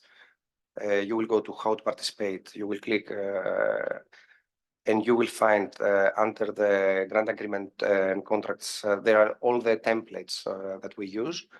And of course, in the guidance documents, you will receive, you will see the annotated grant agreement. I strongly advise you to consult it regularly. Many of your questions will be solved, will be replied. And of course, as I told you, you can always go to the reference documents. You will see a lot of the guidance documents. And of course, you have your NCPs. They have a very fruitful knowledge. They can help you, they can direct you. We regularly meet and exchange views and feedback. So you should refer to them. But in any case, you can always refer to the Research and Inquiry Service. We will be very happy to reply to your questions. Thank you. Thank you, Blue. From our side, maybe you'll have more questions because this is one of the most often discussed topic in our NCP network. The most questions that come to the ministry and to the NCP for financial, legal and financial questions are about this kind. I think that we'll back again to this topic. So now is the part of discussion. First, we'll start with the questions that are already in the Slido. Our colleagues are ready to divide the question. I'll open now. I'll try to open to the screen.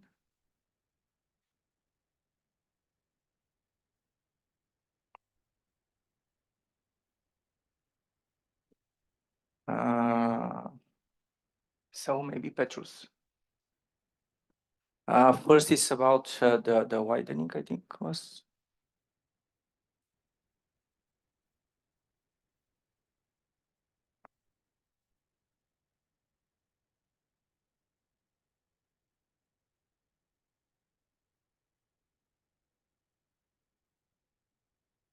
How can we interpret today's, maybe this one? Or just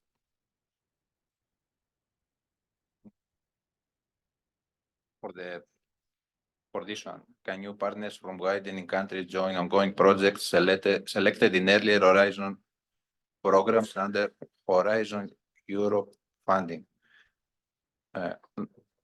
No, I was answering the previous. I mean, which one would you like to answer? it's just choose the question that you're ready to answer. Well, If you the next- maybe we start from the top and then you disappear. So you tell us. Okay, so let's answer this. For example, can new partners from widening countries join ongoing projects selected in earlier Horizon programs using Horizon Europe funding? I guess I mean you are referring. So thanks for the question. To be honest, because I had in mind to speak about that also while I was talking for the widening part. So indeed, there is a part of the program which is mostly addressed also for you, very interesting for you. It's called the Hop-on facility. And this is addressing to widening countries. So the idea of the Hop-on calls are for projects which are already ongoing. So a project which has been selected and does not have a partner from a widening country, so from any of the countries, these projects can be eligible for additional funding and under the Hop-on scheme. So what is the Hop-on scheme? You need to find a project that all the consortium members, none of them is from a widening country, and then you need within the frame of these Hop-on calls. So if you look for Hop-on calls, you would be able to read more, and this you can get up to $500,000 per project, and it is addressed only for the widening beneficiary. But you need to submit a proposal. So the proposal will be submitted by the coordinator of the existing project, which has the funding, and you, the partner from the widening country, and you need to explain how the activities that the coordinator will do, because all the funding, the additional will be for the new partner, the widening, how you will also contribute to, let's say, address the challenges or the impact of the project. So how your activities will be, let's say, beneficial also to the project. And you will submit this as a new proposal and it will be evaluated. And if you are selected, it will not be a separate project, but you will be onboarded to the existing one, and you will continue from there by contributing also to the project outputs, and you will also receive funding together with, let's say, the ongoing course of the payments. But the extra budget will be, in case you are selected, will be allocated. So a follow-up question, of course, is how can I find which projects are eligible? So there is a list of projects which are, you can look in the portal. So you can look for the list of projects which are eligible for this, let's say, applying for the widening, the Hop-on call to include, let's say, an additional widening partner. And there, of course, you need to get in contact with the coordinator to explain what exactly you think you could provide from the areas that you are, let's say, active. And in case the coordinator agrees, then there is a process. They need to submit a proposal, as we said. Then there are some questions. The whole coordinator needs to agree, of course, to include the extra partner, because, as you know, I mean, it's a collaboration. It needs to ensure that, let's say, the consortium will function well, and they agree also to what we will do. And once you are selected, you will be, there will be a special type of amendment. Okay, I mean, that is technical later. So you will be part of the already funded project. Yes, but thanks for the question. I mean, the Hop-on call is an important part of the widening, and I think it's quite interesting. If you can find a project that you think there in the list that is interesting for you, you can try to get in contact with the coordinator and submit what you think you could additionally help the project to achieve. Thank you. And if I may add about the hop-on, that is a multiple cutoff, and the next deadline for hop-on will be this September, at the end of September this year. So this is a good opportunity for you. There is enough time.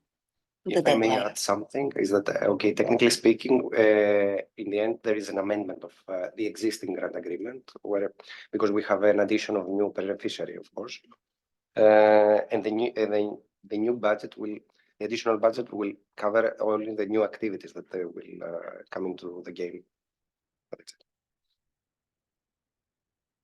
Let's just the previous workshop about widening was on 24th of October, and on the website of horizonau.mom.bg, that is the Bulgarian website of Horizon Europe, on the schedule of the meetings, the calendar, you can find 24th of October, and the presentation about Hop-on are there. You can find it from the event more deeply about Hop-on.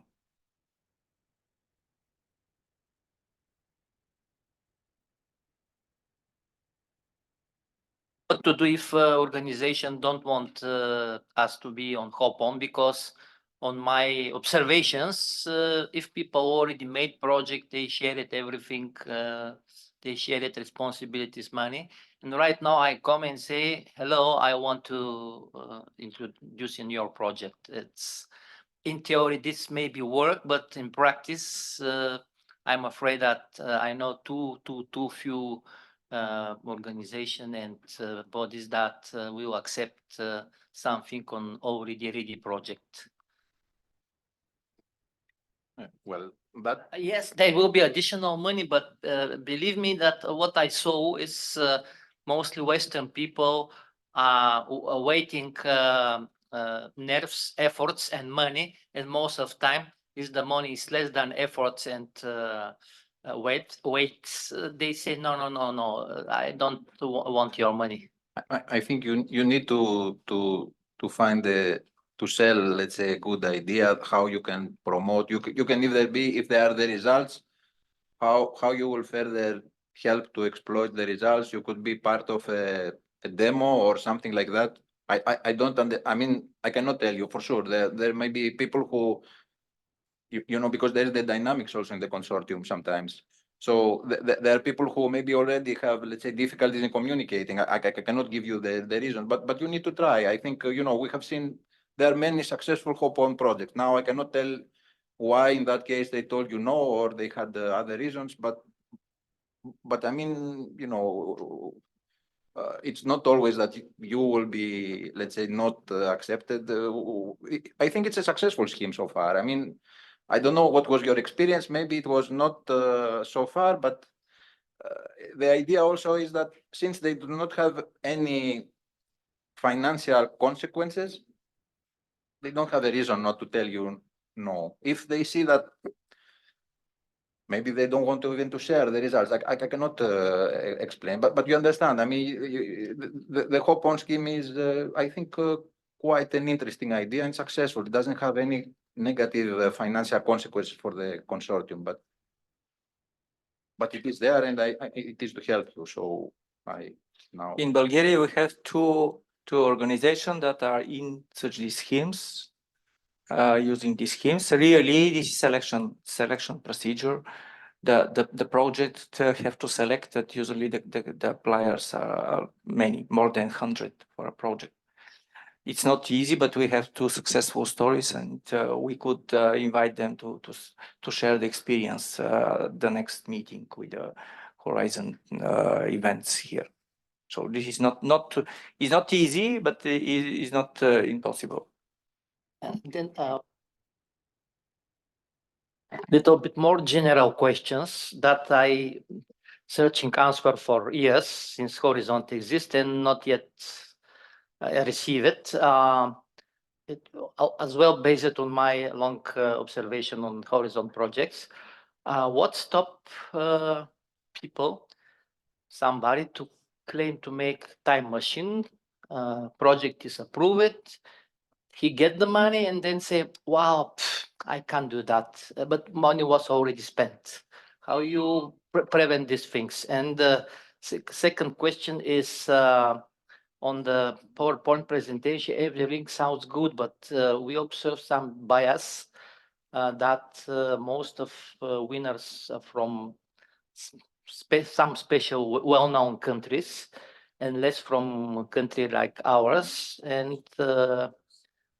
sometimes ideas is very strange idea was financing, like I give you, of course, not it's not direct, but like ideas like hot water but 1 degree hotter, or wheel but little bit more squared, or America, discover America but 1 meter east, and those ideas receive money.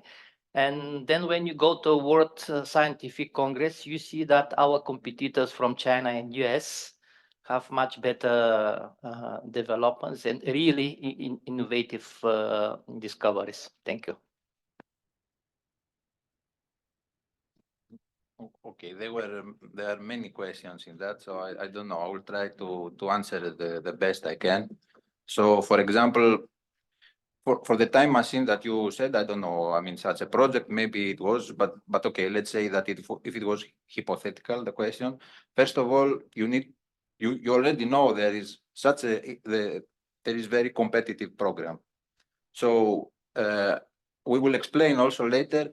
We use external evaluators. So it is you, the persons you register in the database, and depending on the expertise. So it is you. I mean, you can say I read an article in a journal. It was for me the idea was obsolete. It was not making sense, and it was published. It is the same. So it is people, researchers, you, the researchers. We are not involved. It's always external panels that are used from the people who register in the database. So they are independent, 3 independent evaluators. So now if, let's say, if I could say like that, a crazy idea was selected for funding, I wouldn't consider it very possible, maybe, unlikely, but okay, it could happen. But I fail to see how it could pass. I mean, when you read, as you say, valid proposals with excellent scientists explaining everything. We will explain later how the proposals are evaluated. So I fail to see how a strange idea. But anyway, let's say that it was funded. Then you need to understand we don't give ever all the money. So we give usually we give a pre-financing. So you get let's say an advance payment in order to ensure that you can proceed with the project. We give also, as Ioannis explained, we give the money to the coordinator. So before starting the grant, we are doing checks. So we need, because we will give the money to the coordinator to distribute it further to the consortium, we are checking what we call the financial capacity. So if the coordinator is weak, so they depend a lot or only to the money that they receive from the commission or other sources public, then they are flagged as weak. And sometimes we make them to change the coordinator. For example, if there is a public entity, we prefer, in that case, if there is a very weak coordinator, to change the coordinator. Now, even if all these things fail, we do also other checks. We try to see if they have been involved in fraud or other things. So if all these things fail, let's say, and we give the money and they bankrupt, because it happens also. So then, when there is a bankrupt process, there is the liquidator, we comes, and then we're trying to retrieve the money back. I mean, these cases are happening, but not so much. Now, okay, I don't know if I covered you to this extent. We do not want also to make a seminar on auditing or, fraud prevention, and there are also webinars that you can see. Now you mentioned also something else, because I mean, you said that we see that the money goes to the Western entities. So I don't know. I mean, well, there are some, let's say, countries which are participants from the FP1, so 40 years or more. There are some big entities also that you will find, for example, big research centers which have anyway independent budget. So there is the CNRS or the, I don't know, I don't want to say for specific entities, you know, the CERN, I mean, you know, it is funded. So if you say this, why they are getting many projects and not us, I don't think there is some kind of bias. I think it is rather that, you know, they submit a lot of proposals. They have, but here we are here to help the people. And that's why we are creating so that we can strengthen also the countries who are, let's say, recent or they are now, let's say, building in the, but there is, I don't think there is bias. Also, you need to know that we are also always reviewing the evaluation process to do it. There were also some kind of recent experiments, if I could say, the trials. So we did what is called the blind evaluation, you have heard. So the proposals had to be totally anonymous. And for most of the calls, we didn't see that there was let's say, a different allocation of the countries to the ones that were selected. So they had to be totally blind. I mean, if you would put any reference that would make who you are, you were excluded. It was a difficult thing, you know. I mean, you understand it's difficult also to write a paper and not to say who you are and to do it. But we don't have some kind of evidence that there is some kind of bias. I mean, we are trying to increase, let's say, the countries which are now advancing, including mine. I mean, you know, for the previous, I mean, you know, Greece was in the previous program in the widening countries. There is some kind of maybe improvement. I don't know if it was due to the widening events or something else. For this program, it's not considered the widening. So the widening are the countries that in the previous, let's say, framework program were less on the front edge of performing. But I wouldn't say it's bias. I think it's natural, let's say, think that some countries, they were more active or they invest also, they inject very big amounts from the national schemes. Okay, I think Horizon is trying to improve and we are always having this kind. I don't know if, you know, there is not so far some kind of evidence why it's happening. And as I explained, the reviewing of the applications is always happening by you, the community. So it's not, I mean, you know, something intrinsic to the program. I don't know if I answered all your questions or still.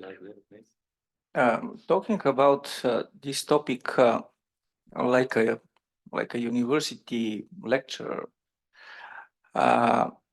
most of you are teachers, teach in your university, not like docent or professors. When you read some exam from the students, you understand who what know.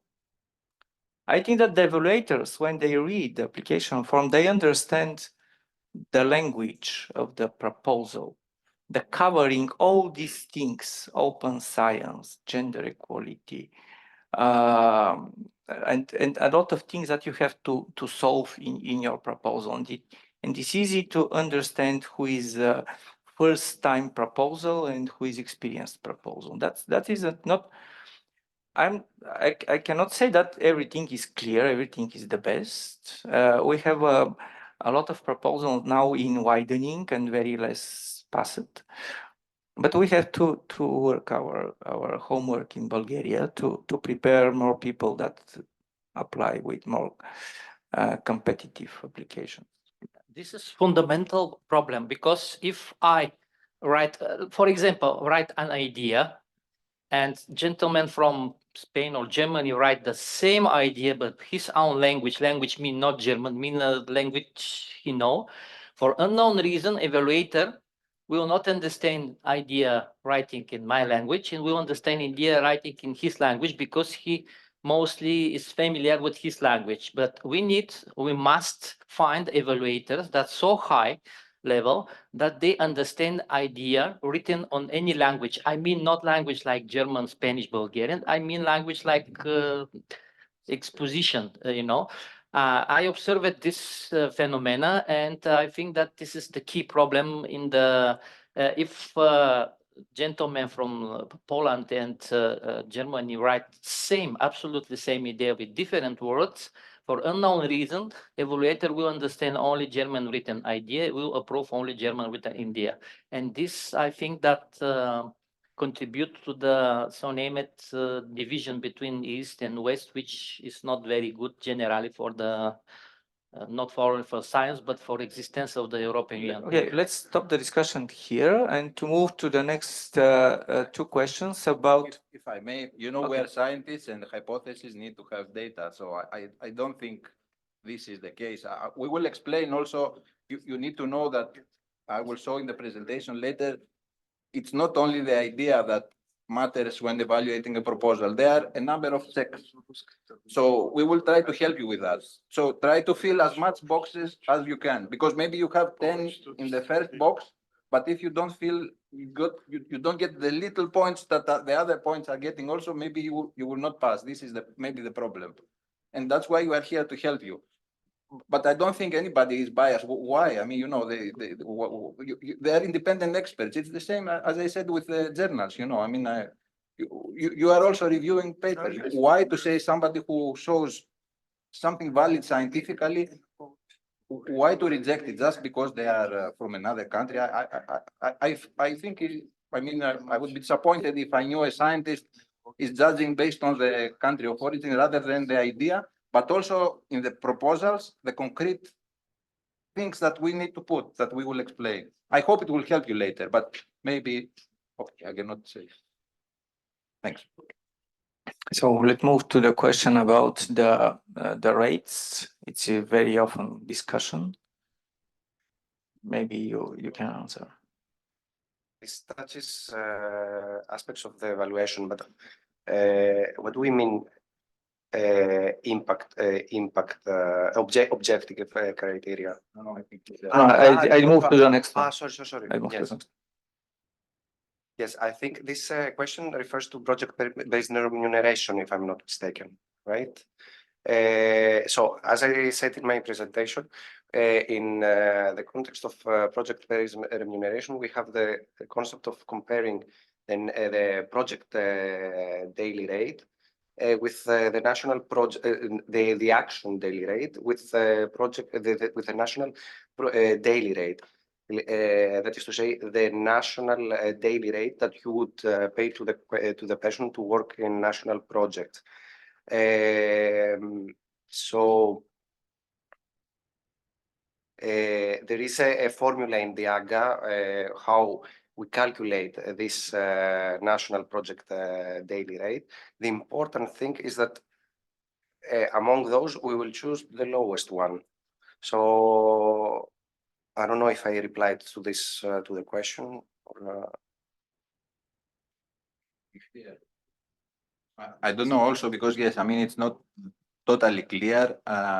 So the first of all, you know, we do not pay salaries directly to anybody. We give, when you submit the proposal, you make the estimation of the cost based on, let's say, the project months and the people that you will involve, and then you are applying to it. So then we are giving money to the organization. We don't give salaries to anybody directly. The second thing, if I can understand this, in order, when you submit now for the lump sums, because, you know, for the lump sums, you will get a fixed amount based if it is evaluated, your project, but maybe you refer there to the dashboard, because when you submit the effort and the money that your effort will be, the evaluators, which are probably from another country, or maybe you refer there to the dashboard. So the dashboard refers to previous, let's say, data based on the type of organization that you have in your country. So the people can see if this is reasonable. But if you read all the text in the dashboard, it explains also that there could be variations based on the, let's say, inflation rate. So, you know, somebody, of course, doesn't mean to put the same amount of money because it was this the previous year for this type of organization in this country.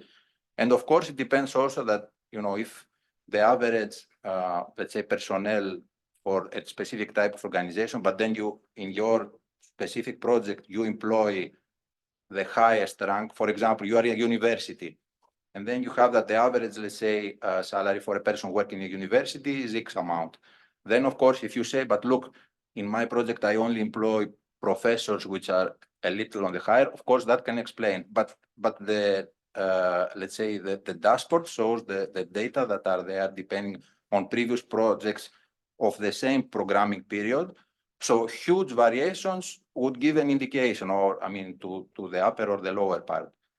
But it is actual data based on the data that we received from organizations which participated in the recent project. So, but we do not define any kind, let's say, except with the Marie Curie, that has also the concept of the unit costs.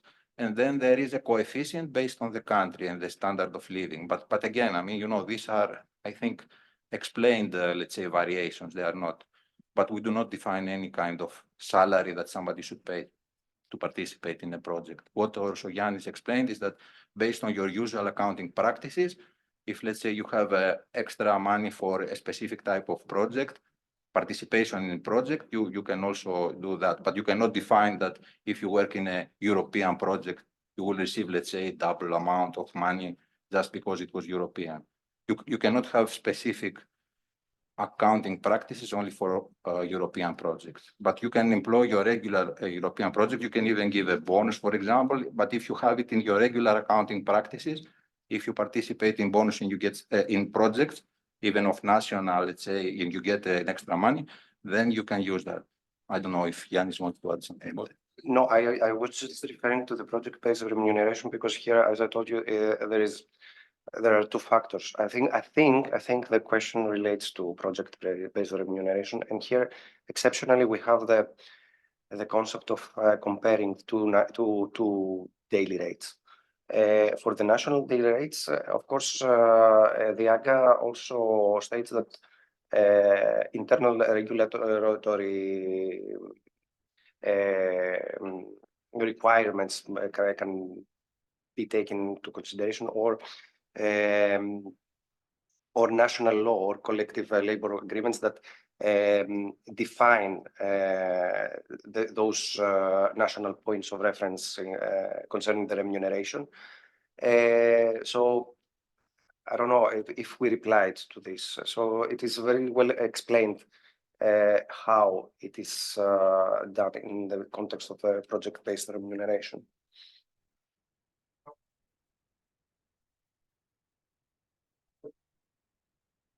Something about the objective criteria in the impact evaluation?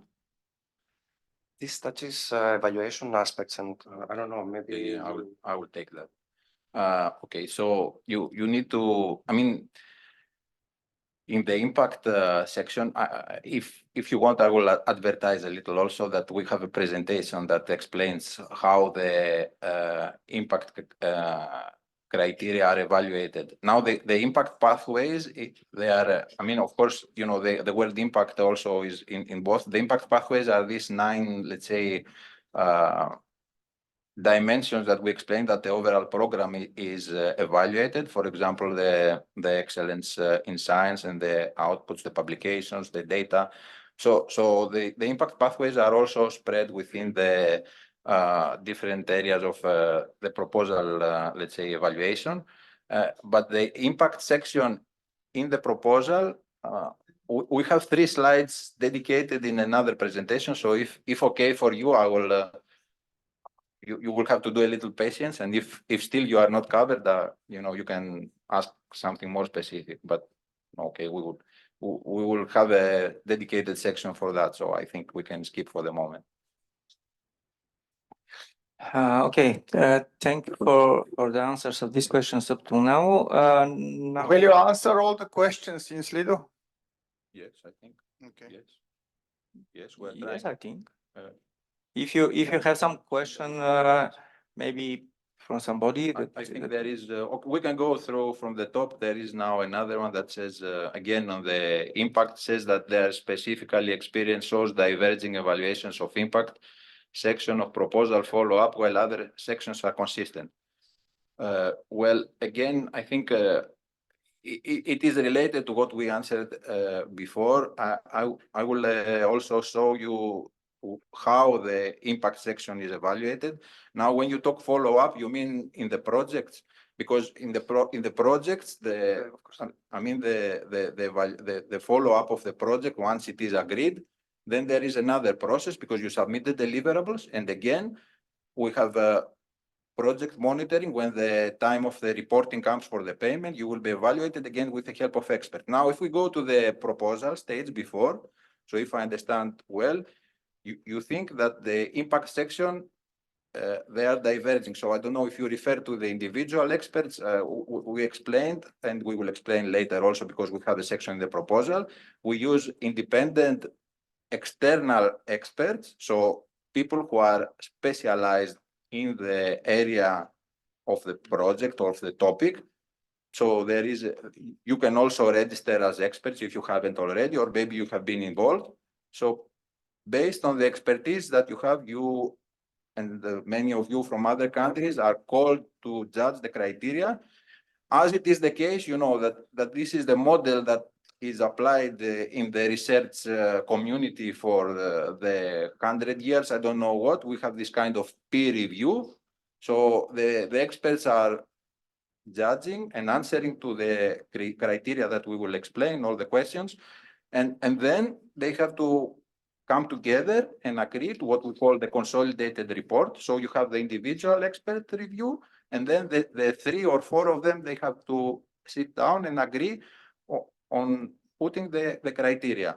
This is the model that science is built for the last, I don't know, decades, or, you know, and this is still the case that we apply in the evaluation of the proposals.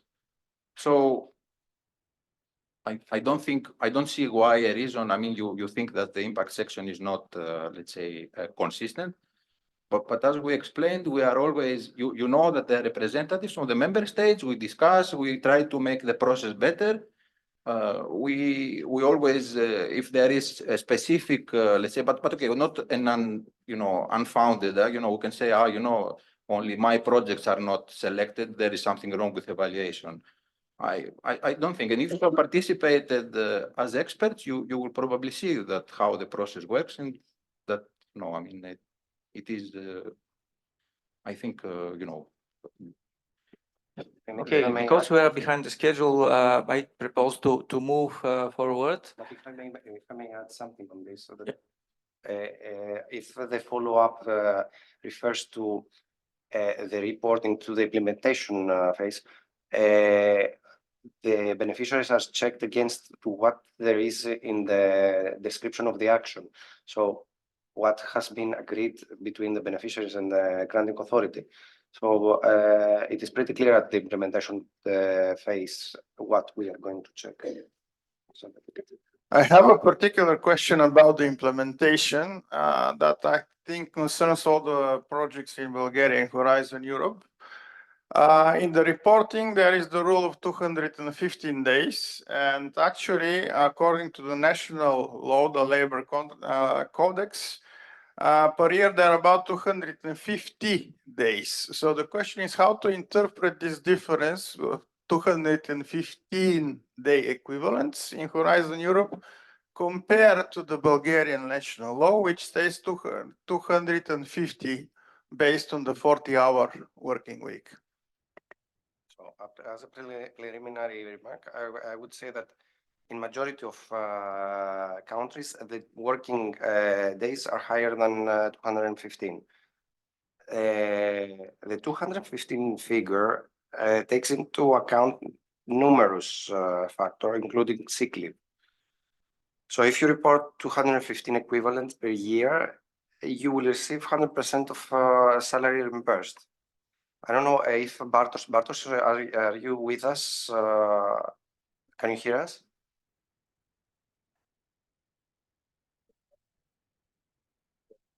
Yes, pro rata. it's pro rata. So if you have a full. Okay, I can say something right now. Yeah, because if you take into account the holidays and the average sick leave, then we will come to 215, because 250 is workable days. If you deduct the number of holidays, which is usually around 25, and then average sick leave of a person, then this would be 215. So as Ioannis said, like majority or even all of the countries, European countries, have bigger number of workable days. However, we had to set up the limit, and it was done, I think, for Horizon 2020, because it was 1,720 hours, which, yes, exactly. And then we've made a huge analysis to set up this limit, which takes into account, as I said, holidays, annual sick leave, because during this period, you cannot report hours or day equivalents. So this is it. Does it mean that the holiday, the annual holiday, which is also legally mandated, can be paid from the indirect costs?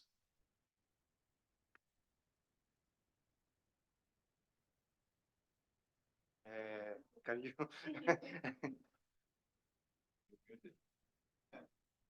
Okay, thank you very much. Yes, like if you are reporting the cost, you are reporting the cost of also covering the holidays, because you are taking into account the whole salary paid to the employee when you are calculating the personal cost. And then this is why this number also takes into account the holidays. But you said However, that your you cannot- analysis means that the holidays is excluded from the 215 days, and now you're saying that actually it is included. No.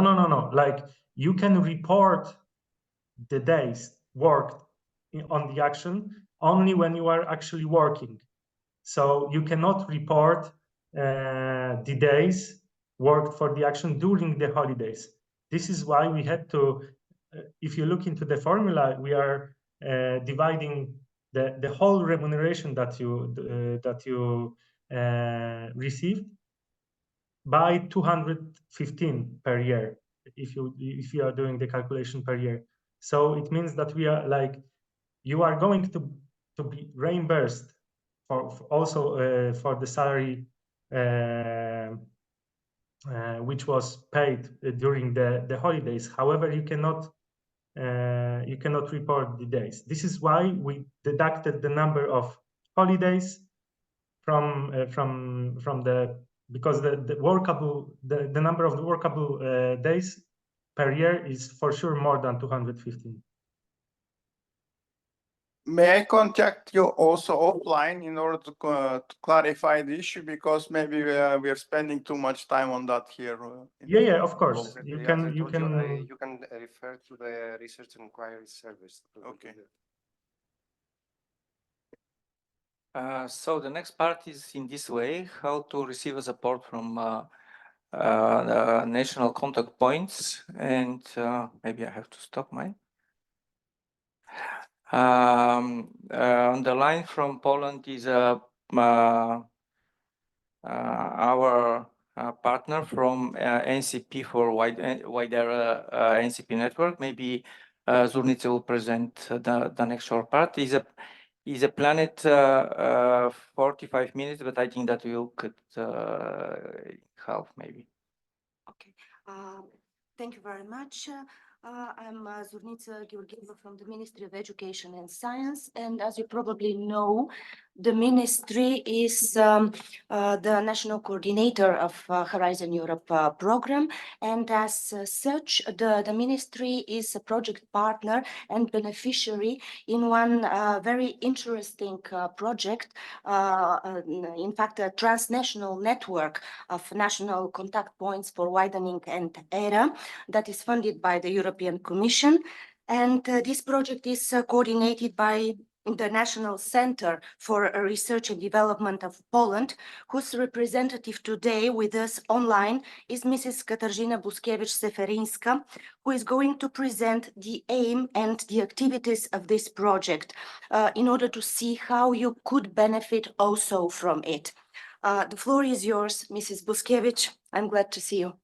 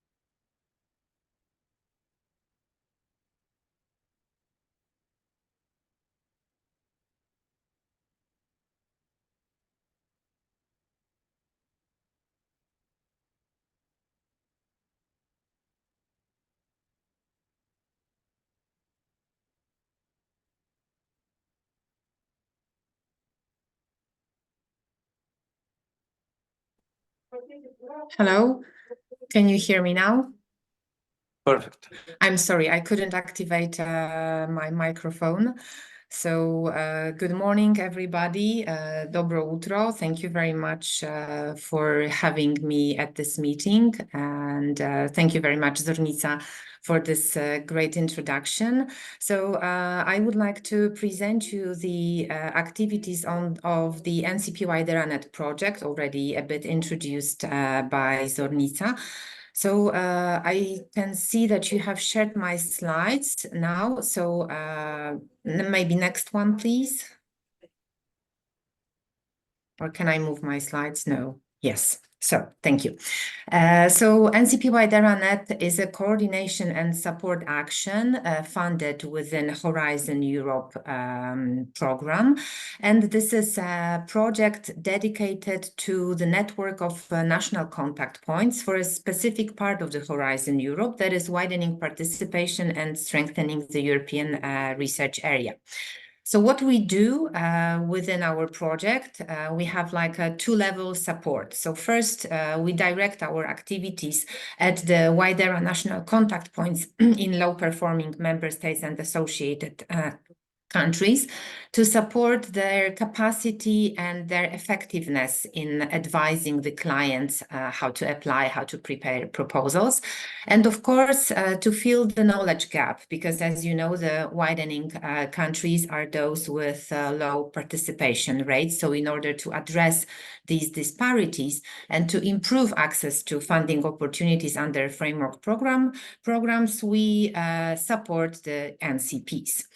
But we also support directly the applicants from widening countries, because our other aim is to support their international networking and coordination, and also to improve the quality of proposals that are submitted in response to Horizon Europe calls.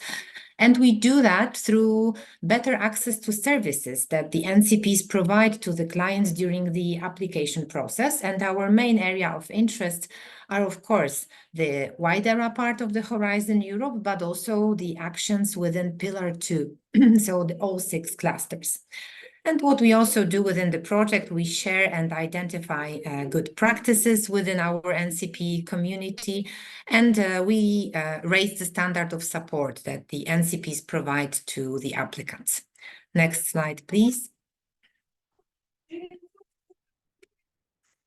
The project is implemented by 29 partners from 28 countries. We have both member states and associated countries in our consortium, and among those, we have a very valuable partner, that is the Ministry of Education and Science of Bulgaria. Next, please. And what we do, as I said, we have like 2 levels of support. So for the NCPs, we organize meetings, trainings, seminars, exchange visits, and mutual learnings. We also have some sort of informal meetings. But we have also activities directed to the applicants. We organize workshops on proposal preparation, info days on Horizon Europe and the dedicated calls. We prepare materials for applicants in national languages. We have 2 work packages dedicated exclusively to the ERA part of the wider work program. And within these, we organize for our clients ERA knowledge days and brokerage events to inform them about the ERA calls. We publish fact sheets, policy briefs, and success stories in order to encourage the applicants to submit proposals to the ERA calls. And we also have a very interesting documents called ERA Opportunities. That is the analysis of the cluster calls where you can find the ERA topics. But I would like to focus today on 2 very particular activities, that is the matchmaking and the pre-screening of proposals. So within our project, we offer travel grants for applicants to participate in brokerage events dedicated to Pillar 2 clusters, and also study visits to advanced partners institutions. And we have also developed a database of external experts that is called wideraexperts.eu. And this is the portal where NCPs can match applicants from widening countries with external experts from all over the world. And these experts offer the professional pre-screening of proposals, meaning they can pre-check your proposals before it is actually submitted to the European Commission. And we have also launched and implemented the financial support to third parties calls in order to carry out these activities also within the countries that are not members of our consortium. So to have even greater impact on the widening countries. Next one, please. So let me just say a few words about these two activities that I have mentioned. I will start with matchmaking. This is a part of the so-called Advancing Europe package within our project. And what we do, we offer, as I said, travel grants to support the participation of applicants from widening countries to Pillar 2 clusters brokerage events. So brokerage events, as you most probably know, are the events where the participants can present their expertise in order to find consortium, a group of researchers that are willing to work together on a proposal for a specific call. And also these events facilitate networking and matchmaking and pitching of ideas as well. And we support the events that are dedicated to Pillar 2 clusters. And as of now, we have 14 countries, among them Bulgaria, that are implementing this program. Next, please. So here I can of course share this presentation with you. So you have a direct link to the national call launched by the Ministry of Education and Science, where you can apply to receive a grant from NCP WIDERA-NET project. Next, please. We offer up to 1,000 euro to reimburse the travel expenses. So this program is decentralized, meaning it is implemented by each country on a national level according to the national rules. But in most cases, we have like an easy application process. So what you need to provide is an application form, confirmation of your registration to a given event. And then we expect of you, of course, a follow-up form, because we want to check whether this kind of support helped you join a consortium or form your consortium to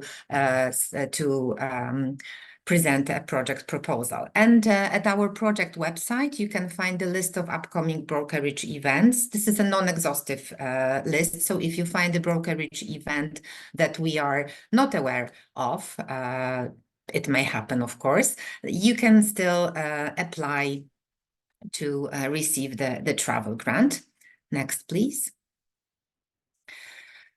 And the second part of this matchmaking process are the study visits. So the objective of these is to provide the researchers, but also research managers and administrators from widening countries with the opportunity to visit an advanced partner institution and to access excellent practices and networks, because we believe that by such visit and exchange of experience, the widening participants can learn valuable lessons and then share them back home to increase and to improve the competitiveness of their organization. Next, please. So at our project website, we launch the call for participants. So the very first study visit was just has just been implemented. It was organized at the Institute of Bioengineering of Catalonia in Spain on the 14th and 16th February. But we are about to launch the second one that will be held at Tampere University in Finland. And both visits are dedicated to to research managers and administrators. But, well, I suggest you visit our project website because we have more visits to come also for researchers, not only for RMAs. And here as well, you can receive a grant up to €1,000 to reimburse the travel expenses of your travel and stay at the study, to participate in the study visit. Next, please. The second activity directed at the applicants that the applicants from Bulgaria can also benefit from is the wideraexperts.eu portal. This is a free of charge tool that facilitates the matchmaking of experts from any country with applicants from the widening country, including Bulgaria, who prepare proposals in response to the calls within Horizon Europe, and the calls cover the instruments of the widening era, Pillar to Clusters, and EIC Pathfinder.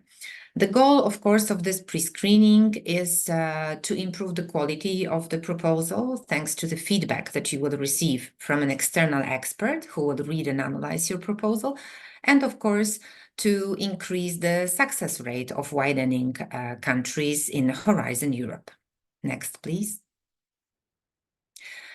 We have currently almost 600 experts from 44 countries registered as evaluators in our database.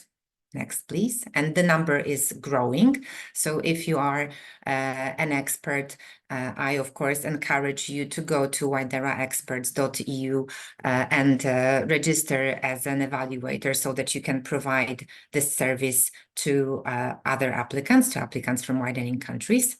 Next slide.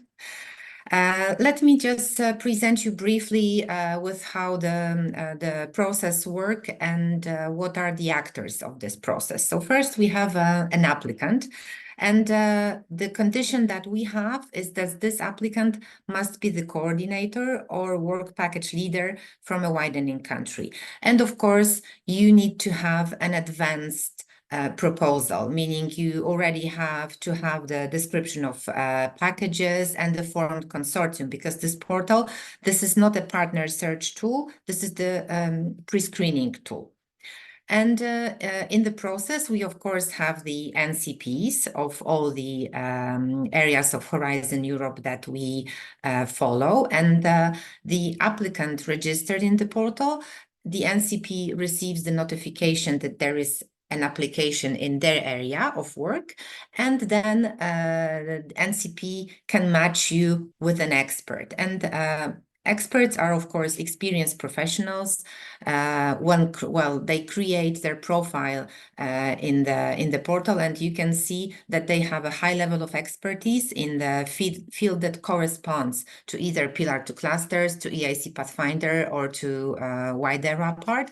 And the expert can come from any country. We also, of course, expect the experts to have a good command of English, because the proposals are prepared, of course, in English. Next, please. So as an applicant, what you should do, what should you do to receive this service? So first, you need to register your proposal at wideraexperts.eu, and we will ask you to provide a short description, of course, to indicate the relevant area of Horizon Europe, the relevant call that you are applying to, and also to select the keywords. And this is an important part of preparing your application for us within the portal, because the matchmaking is done based on the keywords, the matchmaking between the proposal and the expert.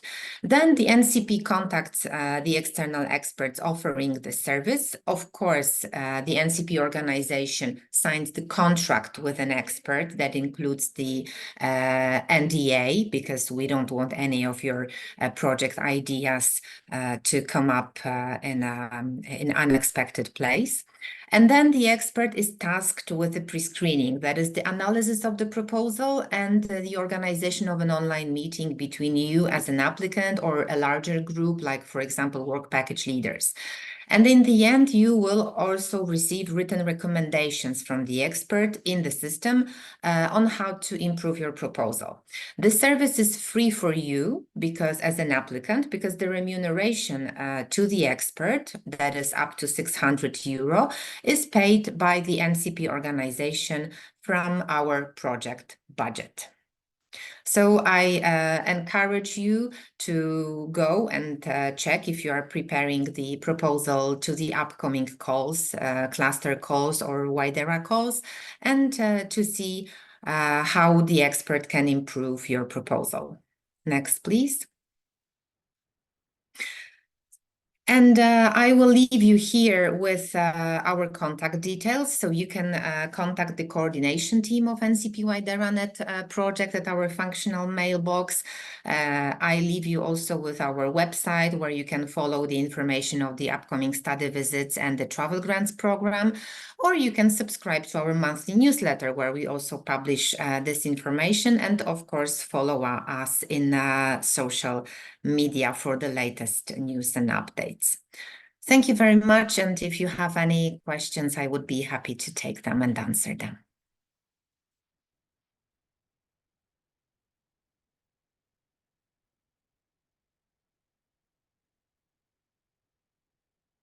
The Slido is empty now with any questions, maybe if there is some in the chat. No, in the chat. Maybe you have 2 minutes for Zornica, your PowerPoint. Yes.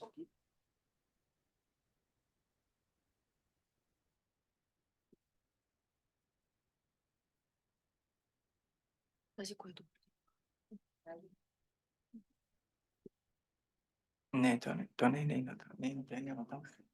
Чакай, ще отворя тук.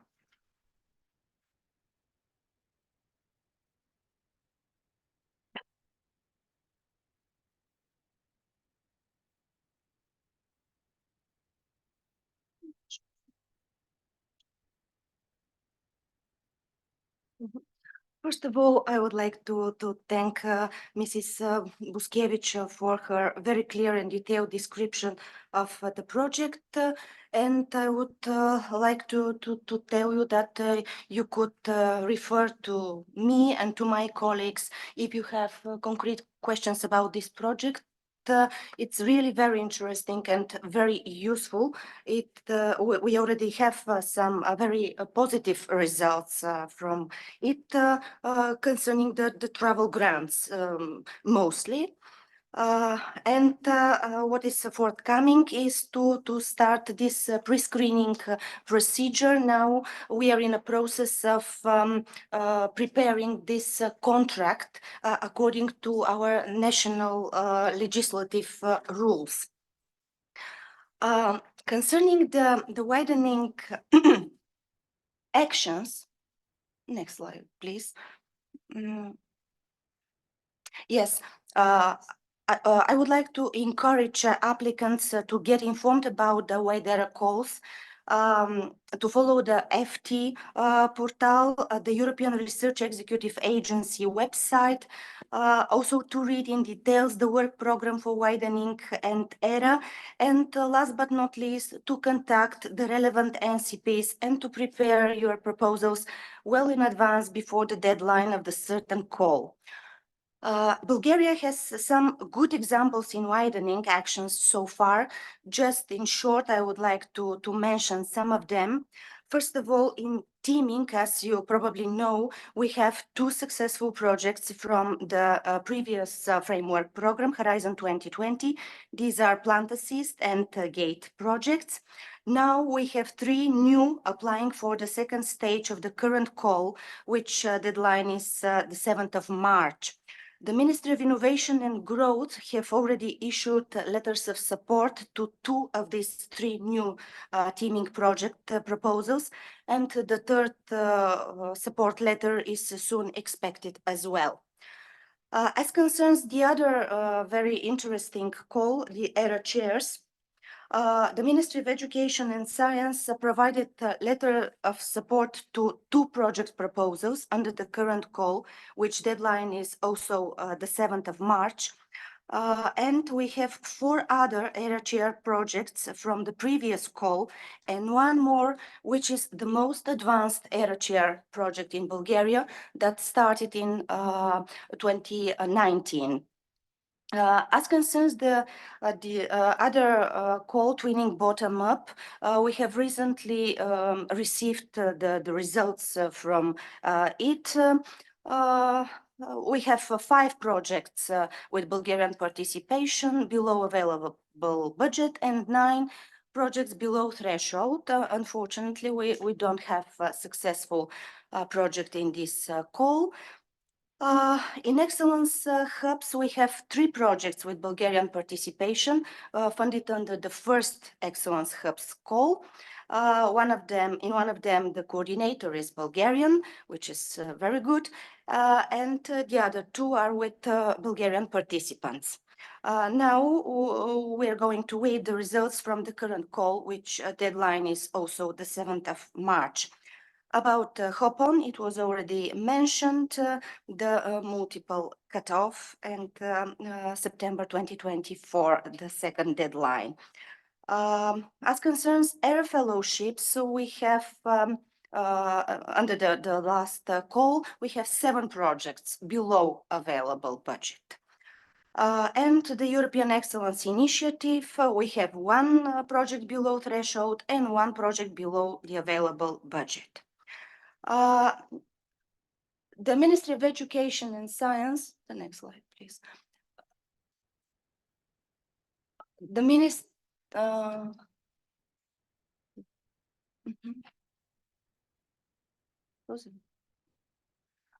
here is some statistics about the EU contribution to Bulgaria in widening. As you can see, these are almost the previous, please. 17 million euro. We have 43 participations, 33 of them are in widening and 10 are in ERA. In comparison to the other pillars and the thematic priorities of Horizon Europe, as you can see, in the second pillar, global challenges, we have 290 grants. In the first pillar, we have 76, and the third one, 34. In widening are 43.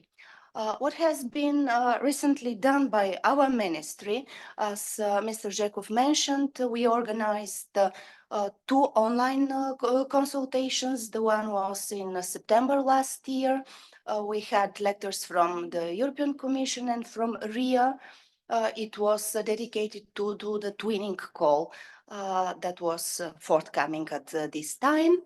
Then we had an on-site event here in the University of National and World Economy. It was dedicated to the current calls of widening. We also had letters from the European Commission. And the last event was on 31st of January, dedicated to Excellence Hubs call. It was again online.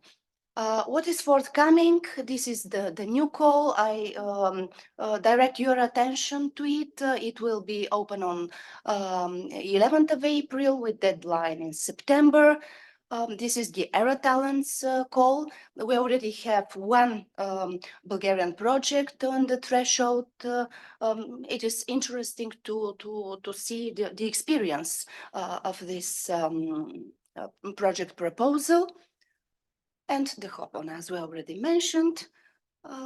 Yes, this is in short about the widening overview and Bulgarian dimension in it.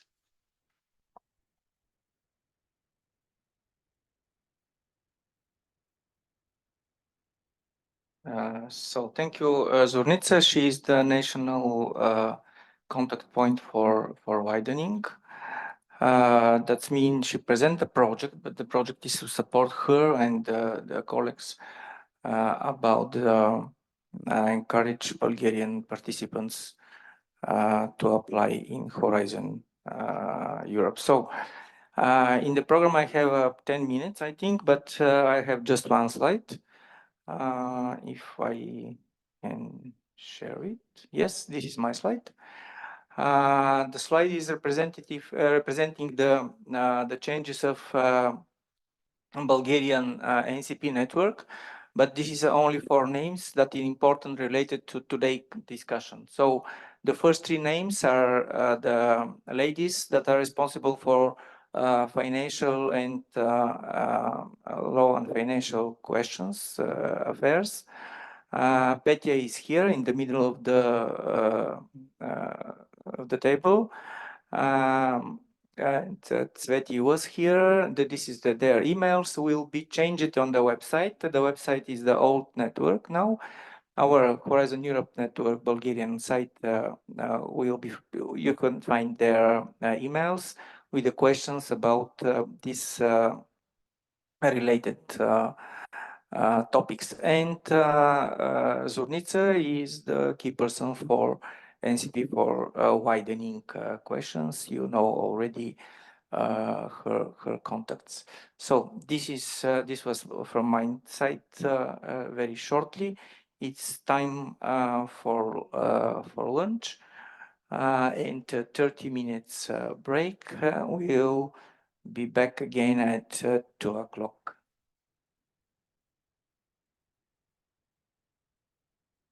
So if you are international organizations, so all these are data, some of them are validated. For example, the organization, international organization is validated, the private public entity is validated, which means that once you are selected, you will be contacted by a specific service, which what we call validates. They will receive documents from you. So all that you will need to give them documents so that they can what we call validate, and then once you are valid, you can go ahead, you can receive funding. When you submit a proposal, it's not necessary to be validated because, you know, I mean, we ask only to the people who receive. You need to be registered, of course. So you declare all this data. And there was a question, I think, also to explain which entities can receive funding or something like that. So I mean, in principle, the program is open to everyone. Sometimes it has an impact, as I said, to the funding rate that you will receive. But you know, I mean, international organizations, public entities, private entities, NGOs, everything, there is always, let's say, parts of the program which are, let's say, accessible to you. If you are a small enterprise, as we said, there are actions you can participate either in a multi-beneficiary project in Pillar 2, but also there are specific, sometimes you will find that according to your interests, there are specific areas. For example, for a small SMEs, I'm trying also to answer another question that I saw in Slido. So if you are an SME, maybe you are also interested for the Pillar 3, but it doesn't mean that you cannot participate with other consortiums in multi-beneficiary projects in Pillar 2, or even in Pillar 1. I mean, you know, if you are using let's say researchers, we see also in the Marie Curie actions that there are also entities private who are, let's say, applying for funding. Now, also basic question. So now how can I receive funding and how can I find what I want? So in principle, our, let's say, the structure of the program, so as we said, okay, there are the pillars, but within the pillars, we have the concept of the calls. So there is a call, especially for the top down, you know, which, as we said, we are structured, and then depending on what you are looking, you will have to find a specific, let's say, area to apply. So we have the concept of a call. So the pillars and the clusters also, for example, we have Pillar 2, health, and then within the health, you can find different calls. And within the calls, you can find further, let's say, categorization to topics. So you need to look for the topic that first, let's say, matches your interest. Exception, of course, is if you are going, for example, to Pillar 1, excellent science, where we said there is no this kind of predefined category and any kind of research is accepted. So when you go for the top down, which are structured, you need to find the topic that matches better your interest and to identify it. How you can do that also, let's say, apart from the theoretical. If you go in the portal and you start the searching, you can either put the keywords that you want, or as you see, there is, of course, for the programming period, now we are in the framework 2021 to 2027 for Horizon. And then you can select also the program. So you can select also, you can further select the program Horizon, for example, or some other if you are looking for. And then, as you see, we have further filters that you can select. You can look either for grants or for tenders. We will explain also in a while. And you can also choose to see if there are ones that will be, there are ones that were open for submission, so you can apply immediately. The ones that are forthcoming, so that you can start preparing. And of course, you can see also calls that were closed. For that, maybe if you are interested to see which deadline they had and to see when you will receive approximately the results of the evaluation. As you see here, we spoke already. So you can have either grants or tenders. So what's the difference? Grants are non-profit opportunities to fund activities by the EU. So in principle, let's say we're giving grants, so we don't expect you to give something back. So we are supporting organizations to perform research. And then there is also the concept of the tenders, which are calls from the EU to buy specific, let's say, services or goods at a fixed price. In our case, for the moment, we're talking mostly about grants because we're talking about Horizon, but maybe your activities, you will be interested also to apply for a specific tender. Here, let me see. Okay, it's without the filters. So here you see we have already selected Horizon Europe, and we have all the ones that are open for submission, as you can see. So we have calls, you see, depending, they're different. The first one is the EIC Pathfinder, and the others, depending on the cluster, you can always also put the keyword here. It's already predefined, so it is about energy. So if you are looking for energy, or you are looking for photonics, or I don't know what else you will be interested in, some kind of else, you put the keyword, you apply the filters, you can remove the closed ones, and then here you are. You can have either ones for open for submission or the ones that you will have in the forthcoming days. Oops. Yes. If you want to further help yourself, once you select a specific call, for example, in our case now we have chosen by chance, let's say, the one that is for cluster 5, 2023 calls. It says increasing the efficiency of innovative static energy. So what you can find here, you can find the general information, as you see, the topic description, the destination, and then the condition and documents related to this call. Now, additional things that may help you. You see that there is an option to find partner sets announcements. So for a specific call, even you can do it. If you are the leader of the organization, we will explain. You can see who are already interested and are looking for partners. So this, I think it's interesting. So you can go and see. We will show also with a specific example how, if you see a partner that looks interesting for you, how you can learn more about them. So you can always also put yourself to advertise for this, your organization, to advertise for this, let's say, call announcement. If you are ready, you start the submission by clicking the button below. And then you have always for a specific topic, usually the call coordinator, as we say, the people who have created, let's say, also have contributed to the drafting of the call or the topic. Usually they are also creating FAQs in case, they receive a question often, or they expected that it will be often, so to help you even more.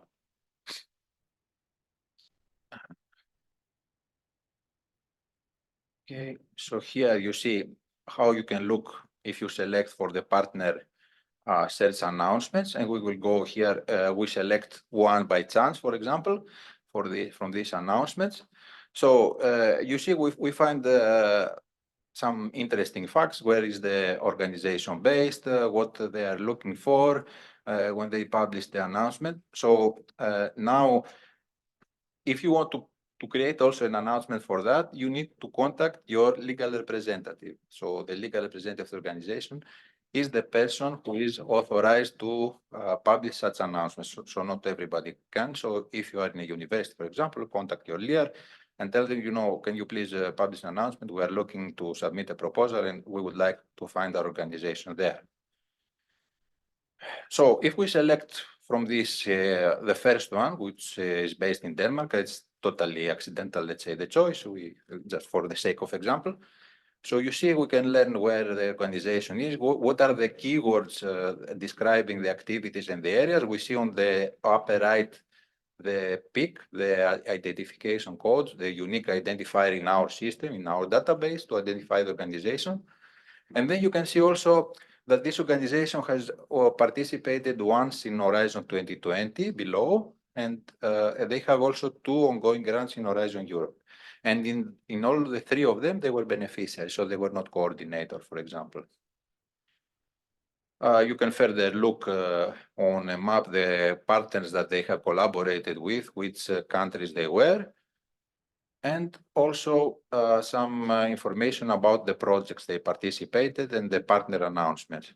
That you can create a web page easily in the portal for your organization, so you can add also depending on the areas that you are active. So here is the, let's say, the menu, so you can look how to do the partner search. Now, let's say that what are the possibilities that we can do? We have extended, as we said, the possibility also to include persons. The aim is also to support, let's say, individual researchers, except from the organizations. So you can either look for an organization or for a person. So here we start also with the person to see what we can do.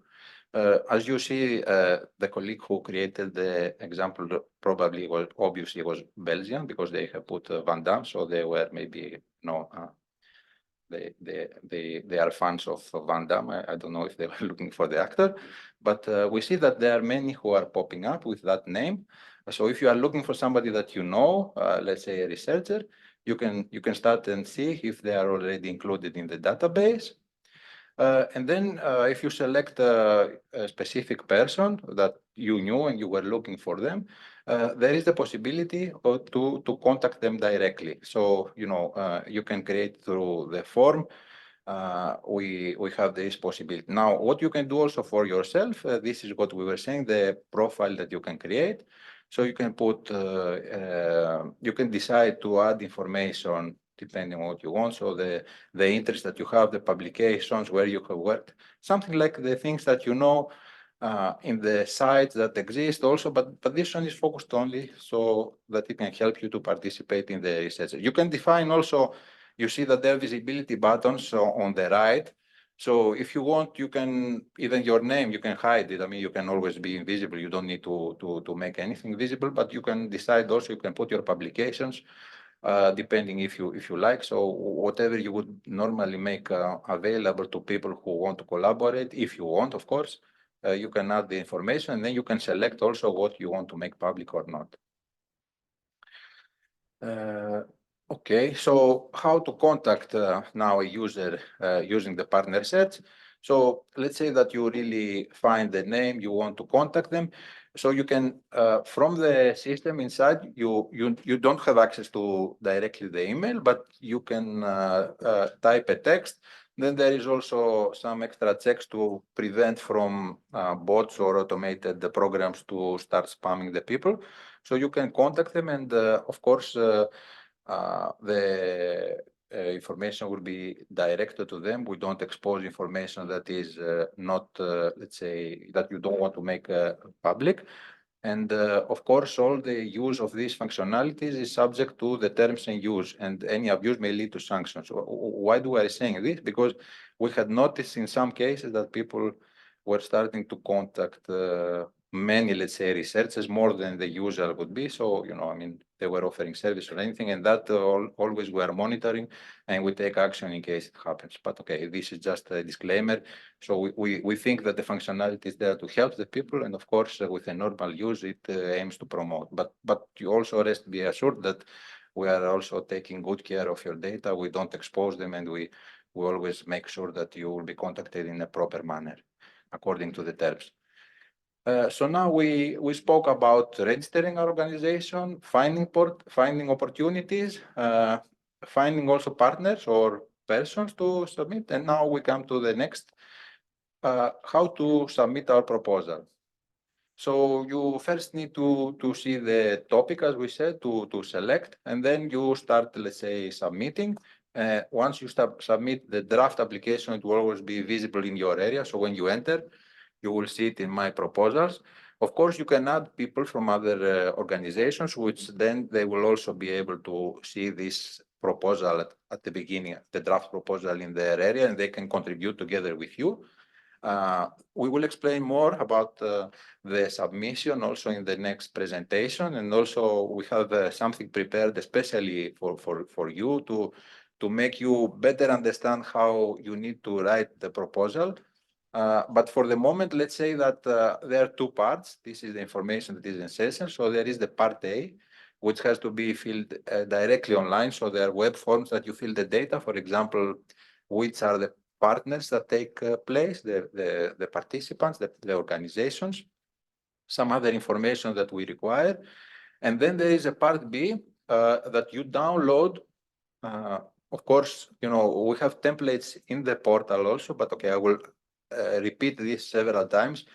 When you submit a proposal, don't use the generic templates that you downloaded from the portal, but try to take the one that is in the application. So you will see it, because sometimes, you know, people start writing and they use the generic proposal, but then depending on the specific action that you are writing, maybe there are differences. So you need always to remind this, you know, download always the specific one that is in the applications for the part B, because it might have a difference in the questions that you answer, and then it makes it a little problematic.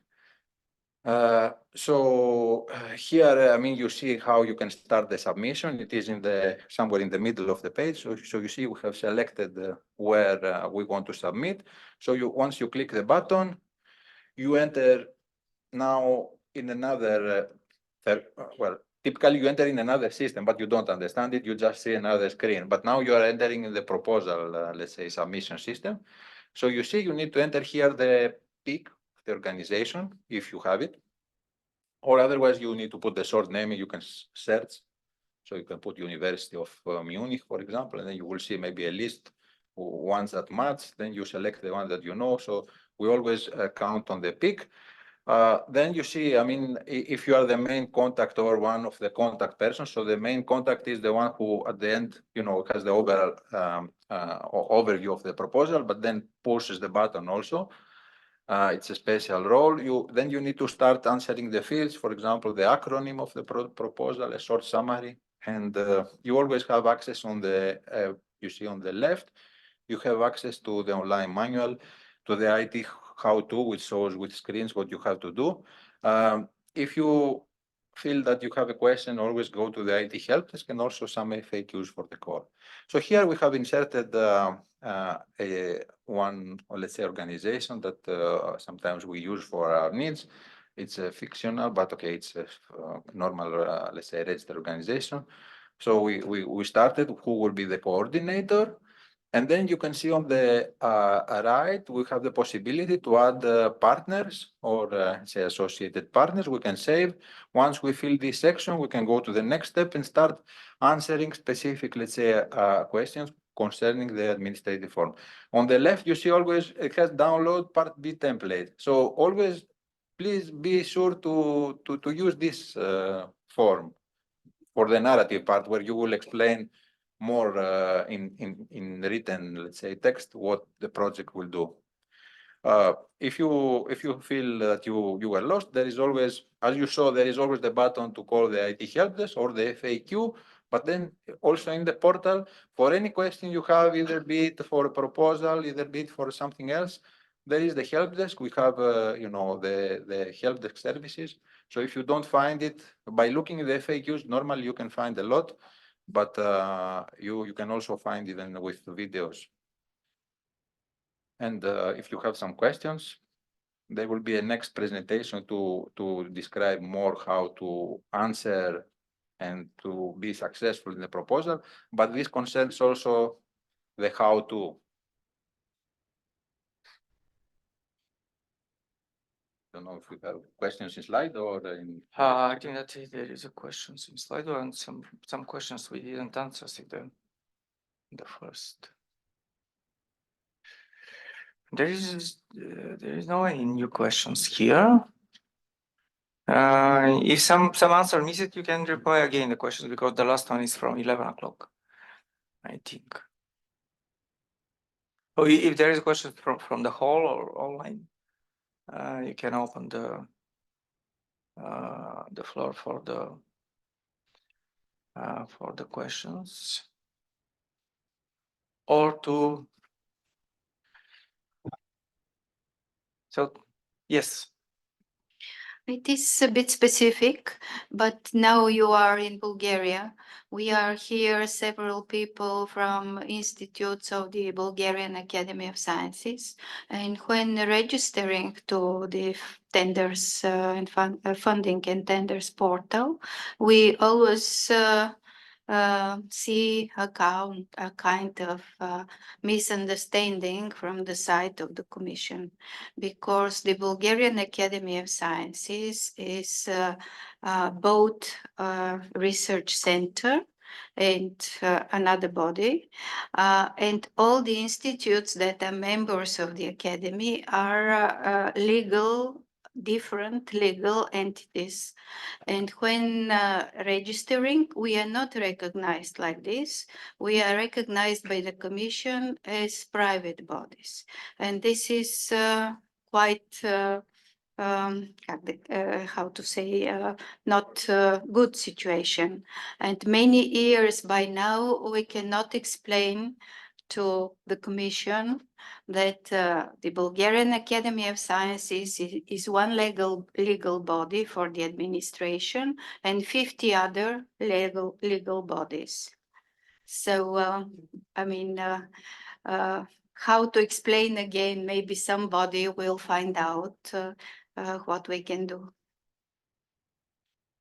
Well, this is specific, to be honest. Sometimes I can explain you because I know not the specific case, but a requirement is that an entity has its own what we call legal personality. So if this, how could I say, satellite organizations do not have a legal personality, then you need to use the mother entity. Now, if they have a legal personality, and then we request at least a validation service when they evaluate the let's say the organization that registered, in which case you are probably talking about this let's say sub entities.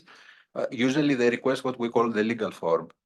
So they check what is in the legal form. I mean, the way they have registered. I mean, if it says there it is a private entity, I mean.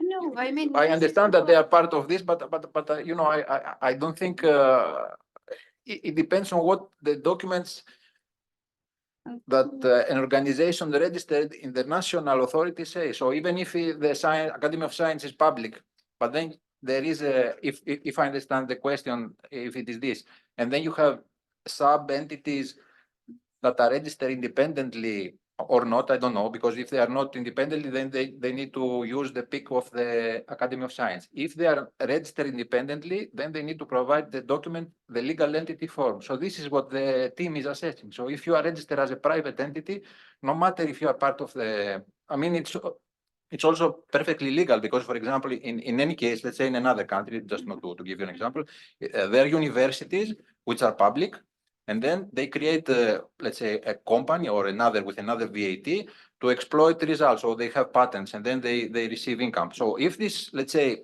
sub entity which belongs to the university, but it is registered as a private, then the validation team looks at the document and they declare it as private. If this is your issue, if I understood well. Yes, you understood it, but we are not in this situation. We are totally independent in terms of national law. Yes. And this is not recognized by the Commission. So the Academy of Science also itself is declared as private? No, it's declared legal entity is only the academy administration, we Okay. can say. And this is one pick. And then each of the 50 other institutes or whatever, which are joined there for, how to say, other reasons to do the research together, they are independently recognized as legal bodies by national law. Mhm. And we submit these documents, but But these documents, when you submit for the other entities, what they say? If they say private, you understand. I mean, this is what the legal This entity. is what we don't understand. Why they are registered as private if they are not? This is what I don't This is the understand. question.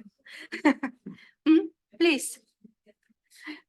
Please set. I don't know. we are It's here maybe for- very specific because I'm not working in the validation team, but I know what they are doing, so that's why I'm replying you like that. So I have not seen the documents. I don't work myself, but because I know the process, I suspect that if the legal entity form from your state says that when they read it, it says private, I understand that you say it's part of a public entity, but if it says there that they were No, created we as, are public entities. so it says We public get entity and then they declare it as private, I don't know.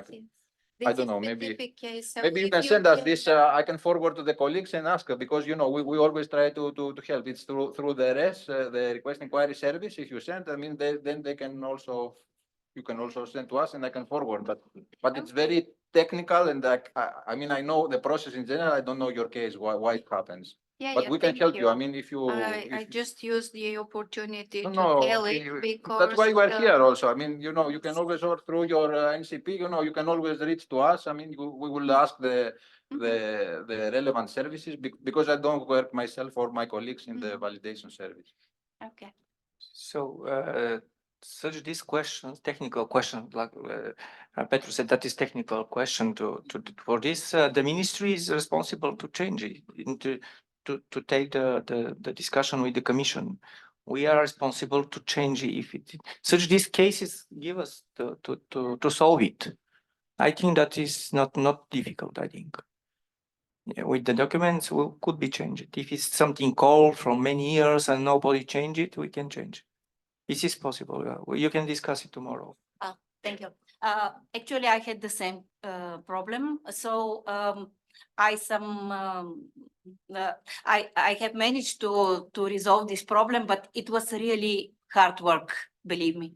So probably there is a technical, how to say, problem at the beginning with the registration of all the institutions in Bulgarian Academy of Sciences, but all of us have this problem. You know, there are many things that we see because you understand in every country there is a different. I mean, for example, in Spain or in other countries, for example, the schools, when they apply, they don't have their own legal personality. In other areas, in other cases, they are part of the region. In other parts, they are part of the ministry. So we are always trying to, you understand, I mean, we have the legislation. Sometimes the colleagues are reading the documents. But it's hard also, you know, to have a common approach because every country has its own specificities. But yes, please, I mean, you can forward us and we can examine and we can contact with the colleagues and see what we can do. I mean, you know. Yeah, but maybe something on your side also could be changed in the ministry as, you know, your colleague explained, or we can also try to see what has happened. But I think, you know, I know what they are working. So I imagine what has happened. So, but I cannot say, I don't know the case. So I cannot tell you more. I mean, but probably this is a possibility to address this challenge. Okay, I mean, you So can thank send you us. in We advance. can look what has happened and let you know. I don't know. Yes. If it's a problem for all institutes, I think that we have to solve it at a national level, not the institute by institute. I think that is possible. So we missed this question from the morning that the colleague asked about the bank account. We're talking about the bank account that we will make the payments For the project. Because we only see the bank account of the consortium of the coordinator. Coordinator. We will give the funding. From then, how it will be distributed, it is among the consortium to decide according to the consortium agreement.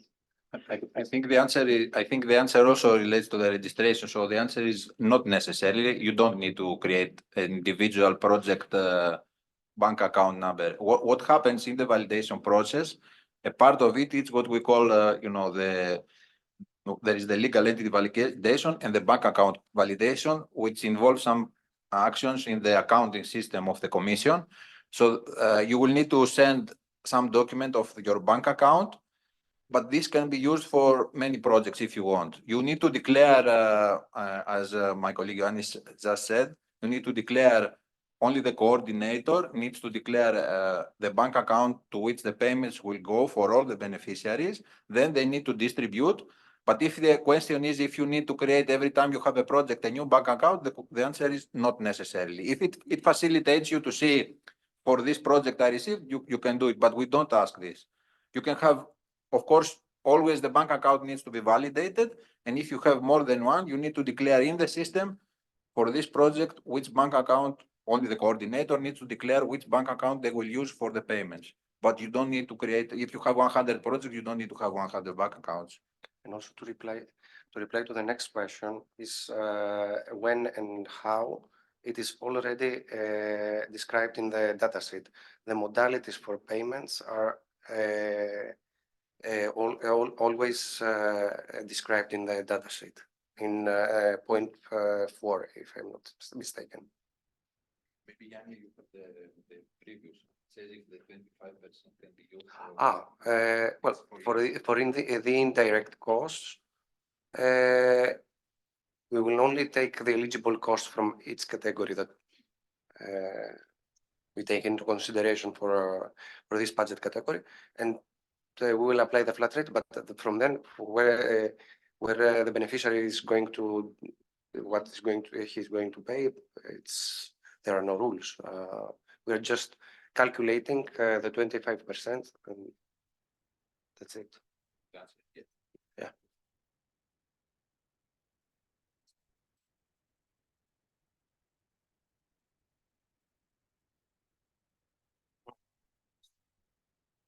Okay, other questions? Let's move to the next topic, tips and tricks.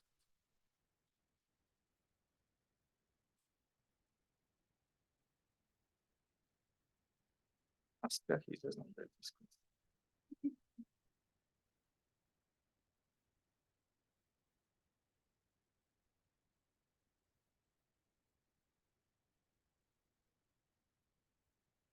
Okay, so the last presentation, you will not hear from me anymore. I mean, unless you have questions.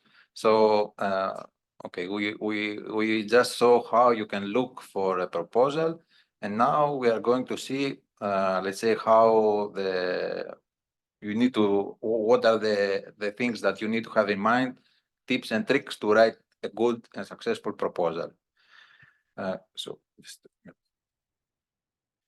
And also to be familiar, to see a little with the evaluation. So there are two parts of the presentation. One is to show how you can familiarize yourself with the call and the rules for participation. And the second is some tips that we have identified and we are trying to give you here to bring you to write a good and successful proposal. So you will see also, because sometimes you say, okay, I have a great idea, but what went wrong? You will see that, as I explained, maybe you will get the maximum for your idea, but you need also to be in compliance with all the little requests and all the questions, so that the evaluator checks all the boxes and says, this, it's there. So you will have more possibilities for success, we hope. So the first thing is to get familiar with the call and the topic. So have you already, you need to get in the portal, you need to see and look based, as we said, for the program that you are looking for. You can put the keywords, or if you already know, for example, cluster that you are interested, you can go to health and see what are the topics behind the calls and topics, so you can find. You need also to check the type of action. since that is related to the type of activities requested, so you will see, I mean, not all the requirements are the same for all the type of actions. Another thing also, you need to check the funding of the call topic. So as you know, we have the actual cost methods where you just explain, for example, the principle, but the lump sum means that if you are evaluated, in order you will complete the task and then we give you the money. We don't check furthermore, you know, the month, pay person months or anything. In that case, though, there is an additional burden for you and for the evaluators. I mean, the burden is much less, of course, later because you don't do any financial reporting. But we need to see, for example, somebody needs to evaluate, is the amount here requested, because we will give it at the end. So let's see before, are the amounts correct? I mean, do they make sense? In that case, you will need to provide some additional information. So you will have a detailed budget table, and also the evaluators later need to see and tell us their opinion if this makes sense and if it is well balanced. So you need to check the general conditions and the specific conditions of the call, and some of them are not directly published in the portal page. So you need also to read the work program, the relevant part. So there you can find also, you can also find information, what is the expected EU contribution per project. Usually it says, so we expect to fund 20 or 40 projects with that amount of money, for example. Then, of course, there are exceptions to the rules for the length of the proposal. So the part B, where we say you have to put description.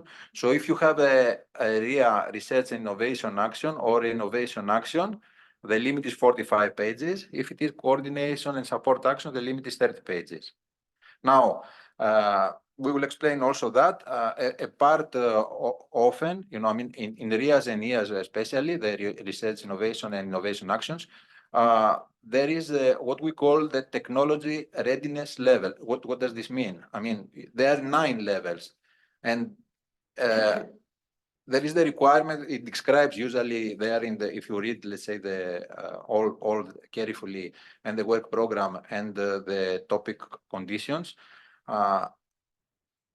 they are expected at the beginning and at the end of the project technology readiness level. So starting from the lowest, the 1, let's say this is very principle, let's say, you know, it's the basic concept, the idea still, you know, that it is coming basic research. Going to higher levels, 2, 3, let's say we start with a proof of concept, then we start in something more concrete, and to start to test it either in a lab or later in another environment. And when we go towards 8 and 9, for example, for innovation actions, there we are talking about, let's say, having something that is tested and ready to be delivered in the market. So the RIA's actions are basic research, so they are lower TRLs. Innovation actions that have higher TRLs, so they are expecting something more concrete, or, you know, making it, let's say, more, if I could say, to market, let's say, ready to market. And then there also can be additional eligibility conditions. So what are the type of actions that we explained earlier, and what are the activities that we're funding? We talked already about the research innovation actions. These activities establish new knowledge or explore the feasibility for a new improved technology or product process. Then we have the innovation actions. We already explained these are, let's say, something that is more on the advanced side. The activities to produce plans and arrangements or designs for new improved products. So you see here we're talking already about products or processes, something more advanced than the very conceptual, let's say, idea, which could be in the areas. Then we have coordination and support actions, which are activities that contribute to the objectives of Horizon Europe. And mostly, as it says, it's to support coordination and support rather than research. This excludes also the widening participation and spreading excellence, where 30%, if I'm not wrong, could be, I mean, within the coordination support action, you could have a budget that is dedicated to promote, let's say, research, you know, by itself, rather than the action. So we also have the co-fund actions, which are activities established, implemented by legal entities managing or funding R&I programs other than EU funding bodies. Then we have innovation and market deployment actions. Mostly we refer, for example, to the actions of the EIC, which are also aiming to promote SMEs or bringing, let's say, disruptive technologies to the market to support them. We have training and mobility actions, most notably the Marie Sklodowska-Curie, which are, let's say, promoting the mobility between countries and supporting, let's say, the increase, let's say, of the knowledge capacity and the possibilities for researchers. And then there are two, let's say, additional, the pre-commercial procurement actions, which are helping a buyers group to strengthen the public procurement of research, deployment and validation, and public procurement of innovative solutions. So activities to strengthen the possibility of a group to deploy innovative solutions early. So the two last ones, mostly they aim in, let's say, supporting to bridge rather the gap, if I could say, between research and by using, let's say, the means of a procurement to bring solutions to the market and to support also the even private entities. As we said before, that based on the type of the organization and the type of action, there could be what we call the funding rate. So if for research and innovation actions, the funding rate is 100%. So we will fund 100%, of course, the eligible, let's say, costs. For innovation actions, which, as we said, they also have they focus on higher TRLs, and they were funding also private entities to bring, let's say, products to market maturity. The funding rate is 70% for private, but if they are non-profit legal entities, then you can reach up to 100% of funding. So it depends, if there is a private for-profit, for example, if you are a non-profit or a public entity, you can receive higher funding even within this type of action. For the coordination and support actions, the funding rate is 100%. For the co-fund actions, which involve also, let's say, as we said, other entities rather than the EU, then the funding rate is between 30 and 70% for Horizon Europe. Innovation and market deployment, the funding rate is 70%, except again, if it is non-for-profit the entity, so it can also be up to 100%. For training and mobility action, Marie Curie, 100%, pre-commercial procurement actions 100%, and the procurement of innovative solution is 50%. Here, so let's say that we start to enter into the details and to start to see what we need to do to write a good proposal. We start from the topic-specific conditions. As you see, the first thing is the expected EU contribution. So it says that it will be, for example, for this specific, let's say, topic, we expect that project will be funded between 4 and 6 million. Then the indicative budget for the whole topic is 36. So there you can see how many, let's say, projects will be funded. The type is research innovation action. So the TRL also, and the TRL, we can go below, you can see, so it's 4 to 6. Then the condition says that they are the ones that are from general annex. So that's we said you need also to read the generic, let's say, the work program description. And the eligibility conditions, it says that you can find it also in the general annex B, but then also concerning, let's say, if the project for this, let's say, topic that you support, you propose to use satellite observation, then you must make use of Copernicus or Galileo. So there could be what we call these specific, let's say, conditions in order to be eligible. So a question that it was already, let's say, has popped up already. So you need to be familiar with the evaluation process.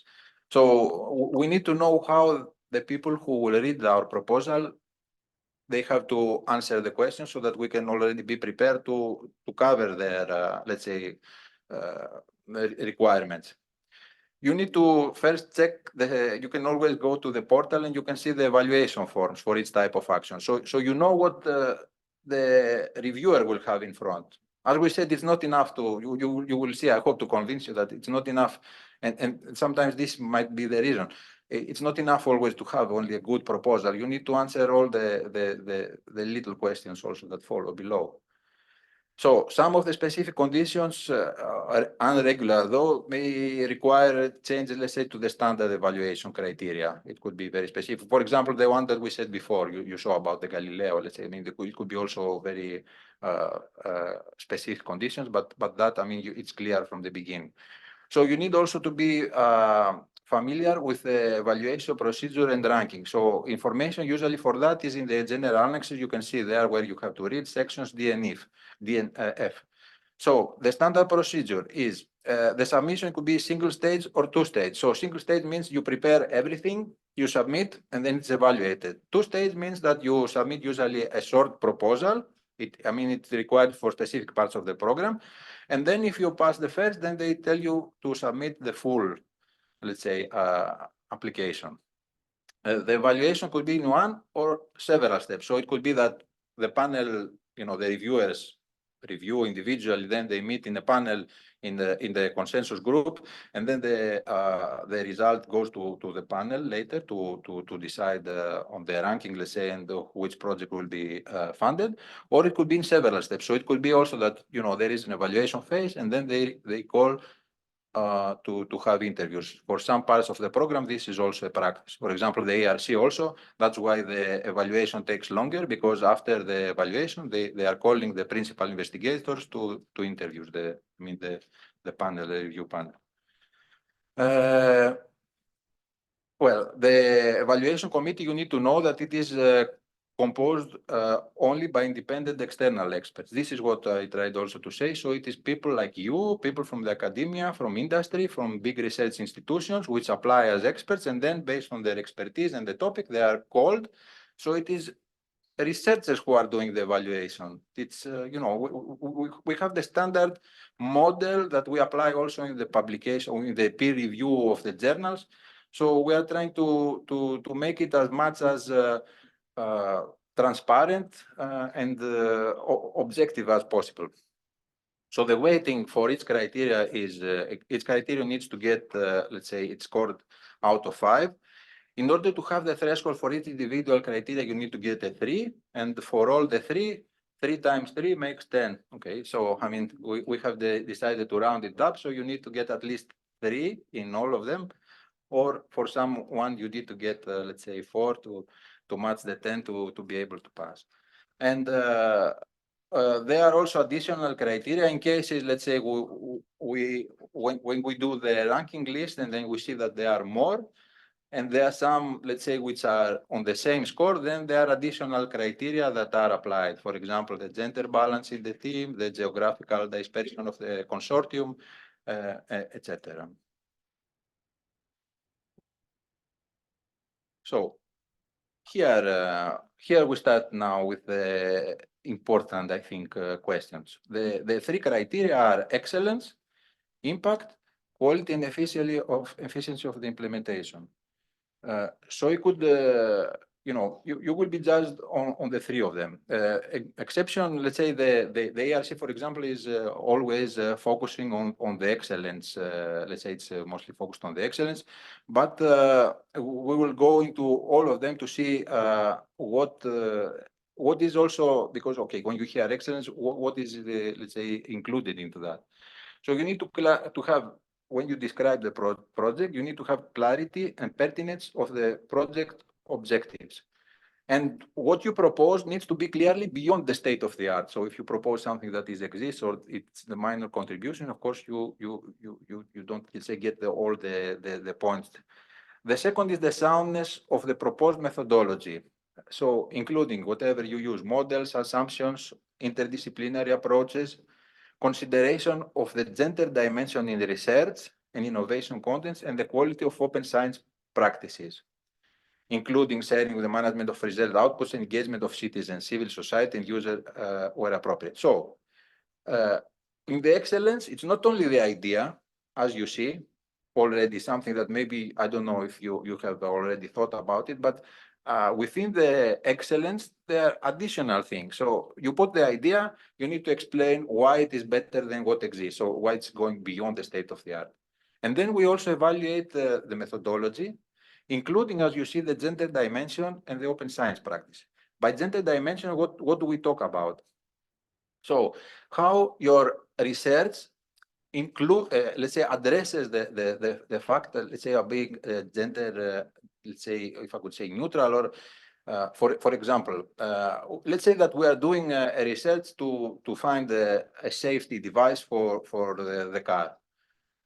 Do we ensure that the tests that we will do, all our research, let's say, maybe focuses more on men, for example, because this is what we have, I don't know, as a pattern, or the test, let's say, the machinery that we will use, the robots that we will put when we test the device, are they adjusted also to all type, let's say, of body types? I mean, if we are doing, let's say, research for specific, are we thinking only that this, let's say, a disease affects mostly women, so we will mostly do our experiment with women? This is the context of the gender dimension. It doesn't have to do, let's say, with the gender balance, but it is if we are proposing that our model addresses in general, tries to tackle the problem in such a way that is always having the gender dimension. The other also part that you see is the evaluation of the open science, let's say, practices. So as we said before, open science is broader, and it's not only about making our publications open. Do we include, for example, civil society? I mean, people, are they taking part, let's say, in the validation of our results? That would be something beneficiary. Do we make preprints accessible? Do we make the data available? Do we try to ensure that the results are verifiable? So this all is part of excellence. So as you see, until now, maybe you were thinking that, okay, I mean, the idea has to be enough, but you see there, as I explained, there small check boxes that the reviewers will have to check and give you the full amount of the points. The second is the impact, the second criteria. So here we check the credibility of the pathways to achieve the expected outcomes and impacts specified in the work program, and the scale and significance of the contributions to the project. So let's say the short-term and long-term impact. I will show there is also more detailed, I mean, slides about that. So you need to expect to show what is the impact of your solution. I mean, it is just solving that's the problem, or does it fit in general with the, let's say, the targets that we are trying to address? I mean, are you just creating a solution that let's say solves a problem, or this solution, if we put it in the context and we create something, it will be used, and the more we use it, it will multiply, let's say, the achievements.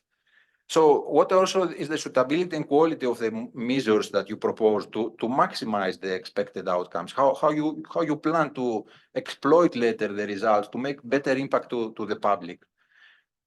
So you see, I mean, you don't only have to think with the mindset of the scientist who says, but I solved the problem. I mean, there are also additional things, because we're trying to fund research that makes impact to the lives of the people and to the environment, to our everyday lives. And last, of course, the third criterion, very important, is the quality and efficiency of the implementation. So the work plan, the evaluation that you are proposing, are you assessing the risks, the appropriateness of the effort? So is the feasibility, let's say, are the efforts that you have put, is it maybe too low that it will not solve the problem? Is it too much, let's say, overestimated, and you have proposed something that costs too much for addressing this problem? What is the capacity and role of each participant, and how not only the individual, let's say, participants will contribute, and if they are the solution that they will bring to the consortium, to the project, is credible, but also when you put all of them together, does it really convince you as a reviewer? So these are the questions that we are trying. So let's start now to put this also into action. So we take the standard proposal template, And then you can already have an idea, but when you reach to the specific topic, you will enter in the system, you will find the specific, let's say, questions that you have to answer.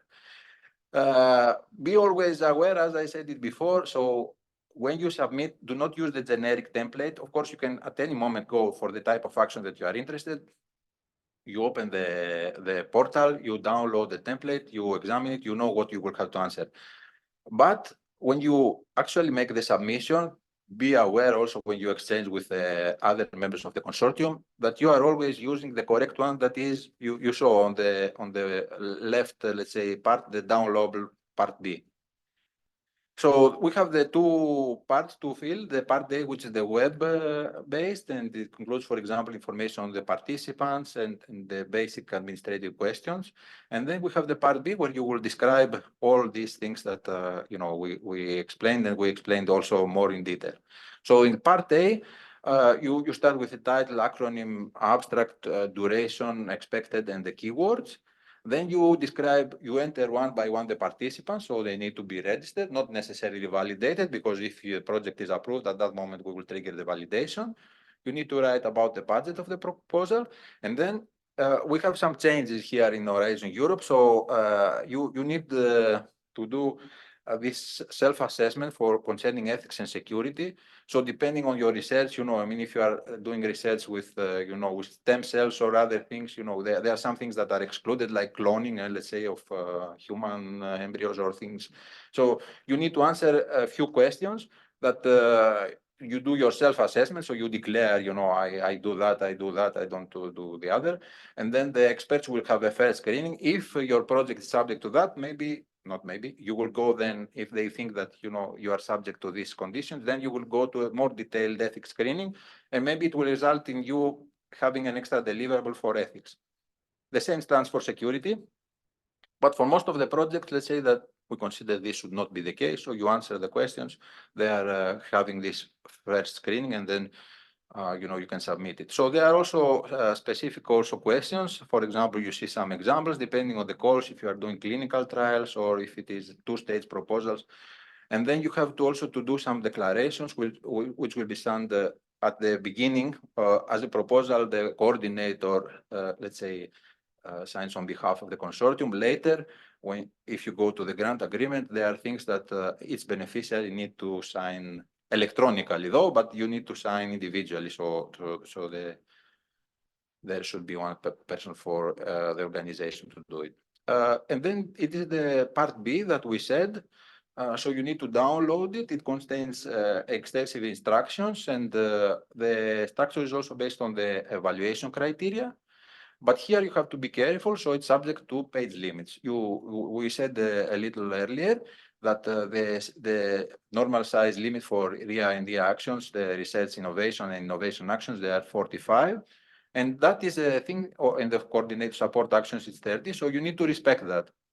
If you try to upload more, you will get a warning. If you still continue, it wouldn't be good, because the system later will extra pages. So it will not look good for the evaluation. So you need to respect, let's say, the size of the page limits. So let's go even more, let's say, to the point, to see what we can further do to enhance it. Some general recommendations. So you need to demonstrate the quality of the technical and scientific aspects, but you also need to have in mind the impact and quality of the implementation. I think that maybe is explaining some of the questions that we received, that they were saying, but I have a very good idea, but then they funded another that it was not so good. Maybe did you take into consideration to write also, as we said, about the impact? Did you address specifically the gender dimension, or the open access, let's say, requirements? That maybe the little extra points, they all count. I mean, because we're so competitive, and you see sometimes there are equality, let's say, exactly in the grading, that it's hard to. I mean, we cannot fund all the proposals. So you see, you receive a very good ranking, and you are below the budget, but it says not funded due to budget.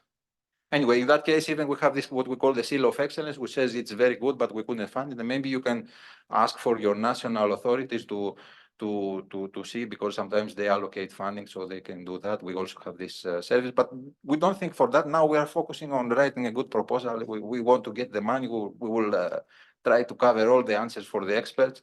So let's go more. We pay sufficient attention to the policy aspects, as we said. So there are some which are like the open access, which are horizontal, so they cover all the Horizon Europe. And also in the proposal, you can find the examples. So we are trying to put most of the help that we can to help you to fill it. So what are the key principles? So let's start with the work. It should be related to the work or program topic. So we try to find the most relevant one. So that your idea is ambitious, it goes beyond the state of, it pushes the frontiers of research towards the front. I mean, you know, you are going to the forefront of the methodology. So the methodology also takes account interdisciplinary issues. And if you say that it's not relevant, then you will see that the reviewers are, let's say, asked if the, let's say, author says it's not relevant and not interdisciplinary, is this credible? And then you also, as we said, the gender dimension in open science practices. Now, you should show also how your project contributes to the outcome and impacts as they are described in the work program. So this is what we call the pathway to impact. So how you will make impact based on the things that are addressed in the topic. So maybe you solve a scientific problem perfectly, but are you really, let's say, I mean, if let's say the question is also on the impact, that if it makes really, let's say, helping the environment, for example, if you just say I created a very nice machine does this, but is it also relevant to the impact that was described in the topic? So you should also describe the measures to maximize the impact of your project. So after you have it and you started with the impact, what do you foresee? Do you got a patent, for example, you know, or you know, okay, maybe you just have it as, you know, free, open.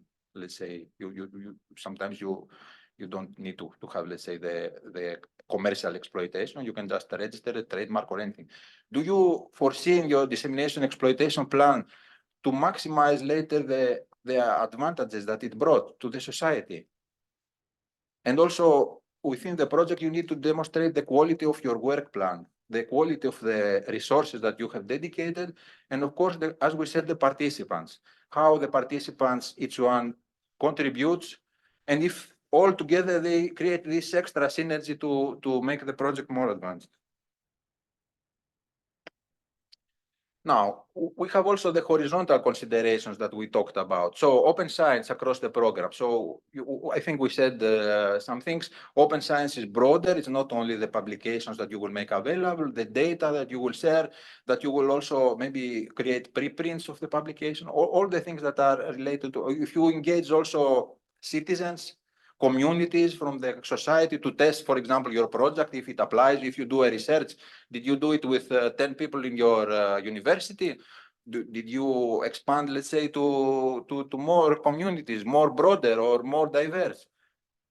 Now, the pathway, the gender dimension, I think I explained a little. You know, you need to think not gender balance, but you need to think, for example, if we design, let's say, a new product, is it, let's say, are we sure that we are taking care so that it is covering the needs of both genders?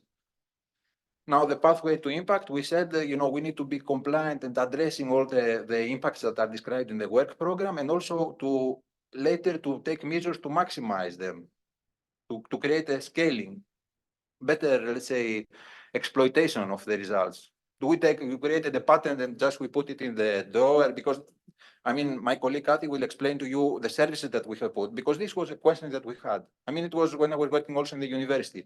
I had colleagues who had patents and they had it in the drawer. They never made any exploitation of it. But if you see it in the program, I mean, why are we creating all these nice innovations? I mean, and if you need help, that's why we are here. We're putting more services. We need to further promote the results.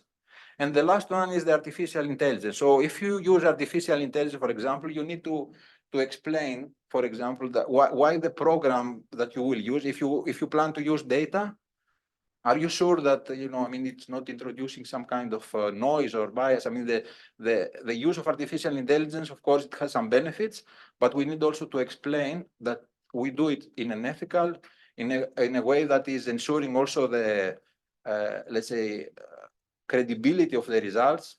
So these are questions that you need to include in case you mention, for example, artificial intelligence. It's not sufficient to say, I will use this tool or the other tool.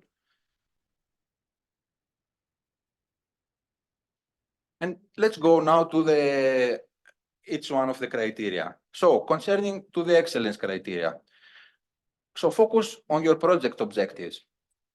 Are they clear and pertinent? I mean, are they related to the topic? Or you are just submitting, for example, and it's sideways the relevance, you know. I mean, so you go to a social, let's say, humanities topic, you have a device, and then you say, okay, I have the device, but by the way, you understand, this is what I'm saying. You know, try to find the one that fits most of it. Are the objectives, are they measurable? Can somebody verify at the end, you know, that you reach them? Are they achievable, realistic? What you proposed, is it possible that you will have the result at the end? Is the work ambitious and goes beyond the state of the art, or just recycles, let's say, knowledge that exists already? Do you include breaking research, concepts or approaches, products, service or business? Do you propose something like that? Is the maturity in line with the topic description? So here also is what we were saying, that you need to interpret it in the light of positioning of your project. So if you have RIA action, you can implement, let's say, something that is in the lower technology readiness. But if you are in innovation action, then you need to target something that goes not in the conceptual phase, but more on the mature to market, let's say, results.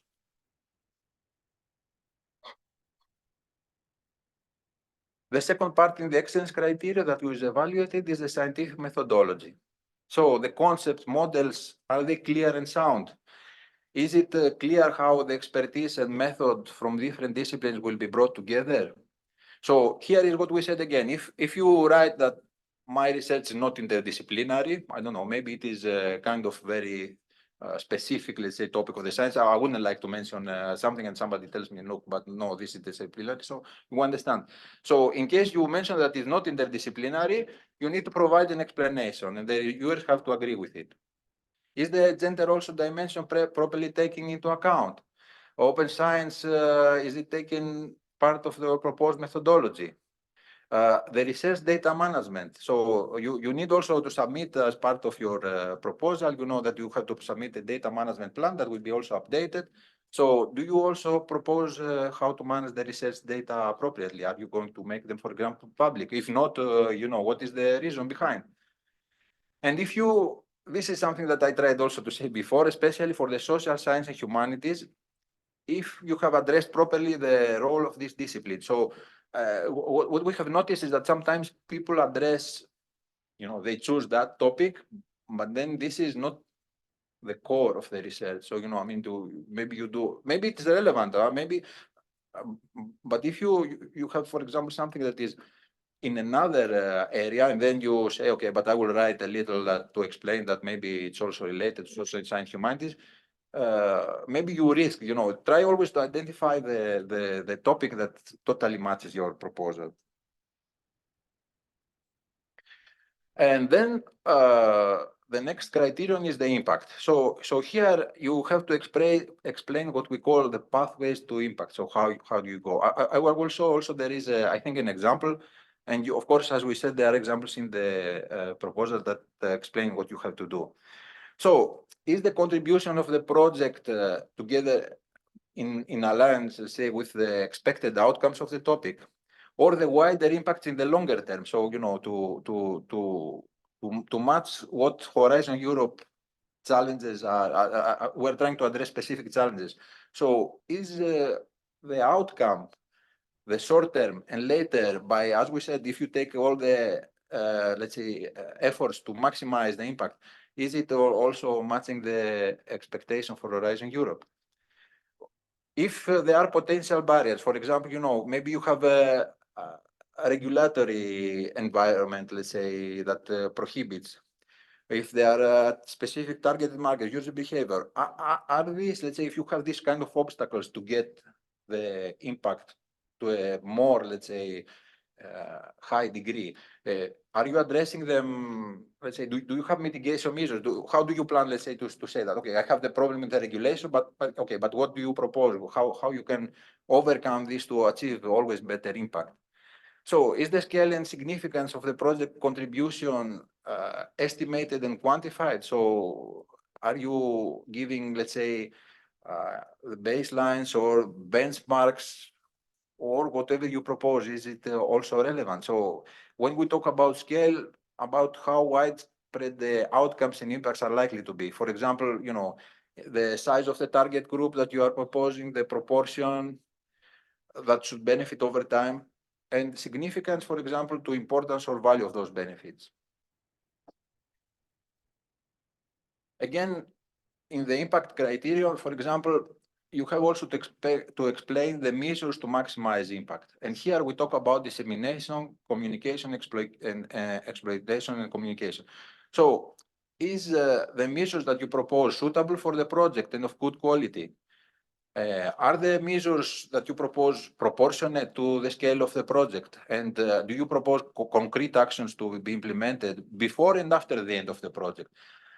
There is an additional change for Horizon Europe that you need we're trying to enhance further the exploitation.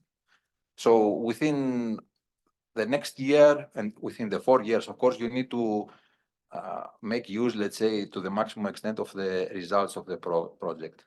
And especially for the key results that we say, the ones that are exploitable, the ones that are going to market, you need either to exploit them by yourselves, or if you cannot, you need to use the Horizon Results platform that we will see in the next presentation to ensure that you are looking for the best ways to exploit them. Now, also, you need to see about the target groups that you are describing. If you have identified, if you have, again, let's say, the critical mass that matches the project that you are proposing and the exploitation of the outcomes. If your strategy about managing the intellectual property suitable supports the exploitation of results. And of course, there is an extra condition that if you plan to create the results by using EU funding, and then you say, okay, I want to exploit it in third countries primarily, or to transfer the license. In that case, you need to explain that how this matches or is in the union's interest. We have an extra clause, it's called the right to object. So you need to be also familiar. For example, we're trying to address the issue that sometimes, we fund the technology and then, okay, you know that always the IPR stays with the beneficiary, but okay, can you do everything that you want? Of course, you can you can exploit it, but can you sell it to a third country without approval? That maybe you cannot. I mean, especially if it is a third country, you need to ask the granting authority if this is also, and to explain also that how it is in the union interest. So we don't prohibit, but okay, I mean, you understand, we try to make use of the benefits of the things that were funded by EU for all the world, but okay, primarily also for the EU. So here it is about the impact. I mean, if it was not clear, I mean, so you see, we have your project. So the input is the Horizon Europe grant, then you put the human resources, everything that you described, you work and you produce the project results. So you see in the next, so we are stepping in the next. So let's say that you are producing a large-scale demonstration, you have a trial, you have something, a process, a tool, a software, whatever it is, you are trying to produce something that will be tested in 3 airports. So you have an advanced forecasting system for proactive airport passenger flow management. It could be a software, it could be a process, something. But this is what you promised to do. okay, we consider that, you know, you implemented the result as foreseen, so you are paid, everything is done. And you see there, now we are passing to the next stage. So we are going now to the impact.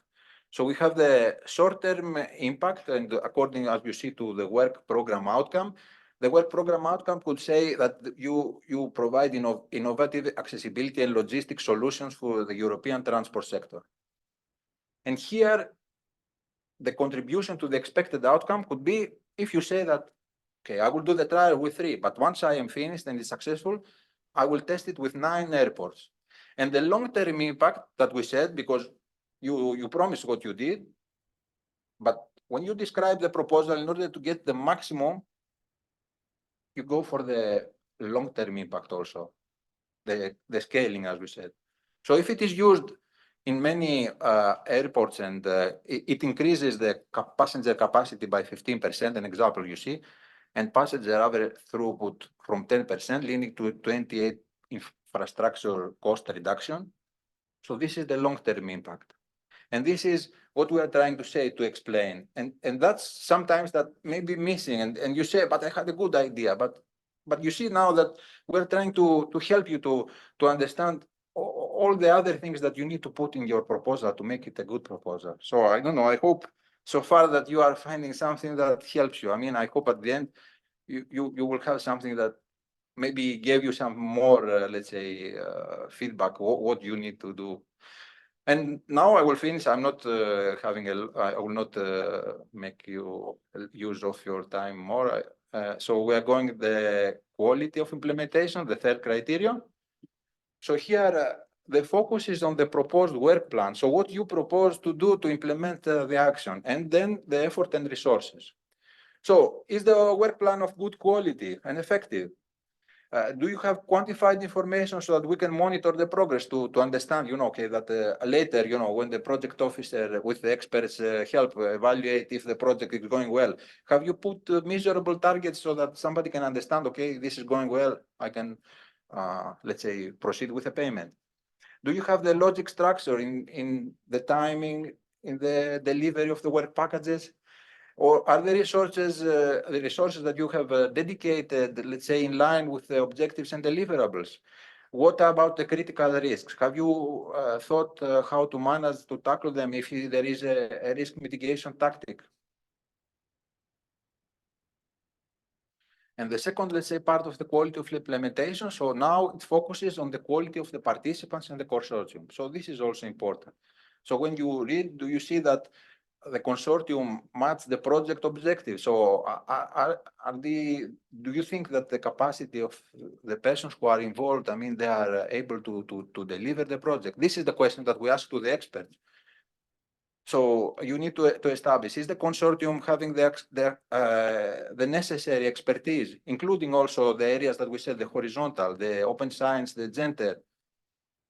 So sometimes maybe that could be added also. I mean, you know, you need to think also a little the interdisciplinary. You shouldn't say, but okay, I'm the top science. Maybe you will get the funding. I don't challenge that. You know, I mean, you know, I mean, in the ERC we said, you know, the primary focus is the excellence. So you know, if they see, you know, the good idea, good scientists, we go ahead. But when we talk about the big pillar 2, you know, big consortia, I mean, these are the competitors, if I could say. You know, when we compete with others. So try please to think all of these questions. So if you have a social science and humanities, is the consortium having the expertise? Or I mean, you know, okay, you are trying to address the best, but when somebody reads it, you know, it's social science and humanities. Do you have people who are experts in this field? Or they just, you know, I mean, have a good idea, but maybe they don't have the specific knowledge that you have, it has been requested for this. So do they have the critical infrastructure access to do the project activities? And as we said again, individually they are very nice. Do they complement? Do you think there is this kind of synergy? Of course, okay, sometimes this is subjective, but you know, I mean, you need to put the experts will put an independent expert, not only one. So more than one expert will have to address these questions.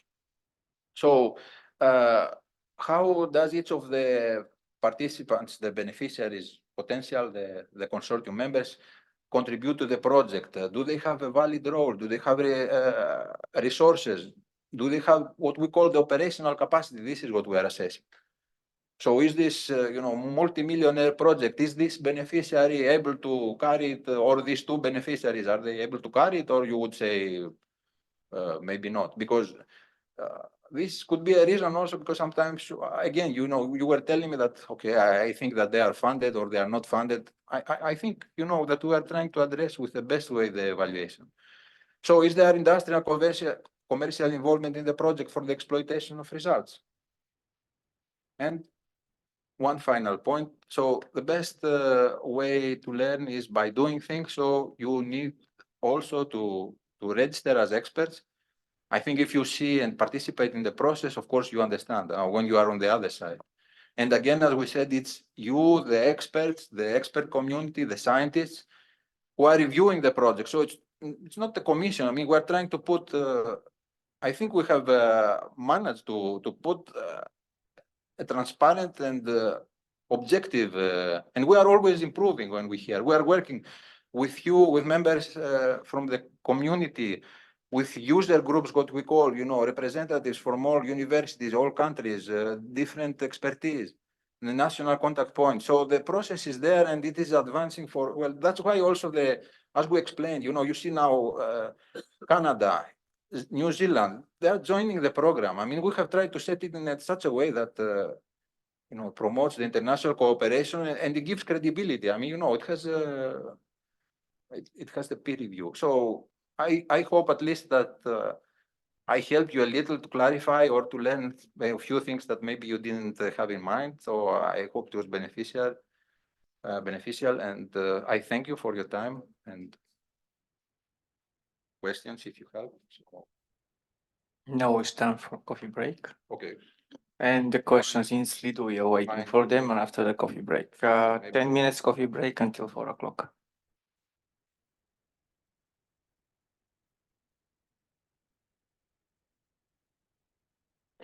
And all presentations are online in the program.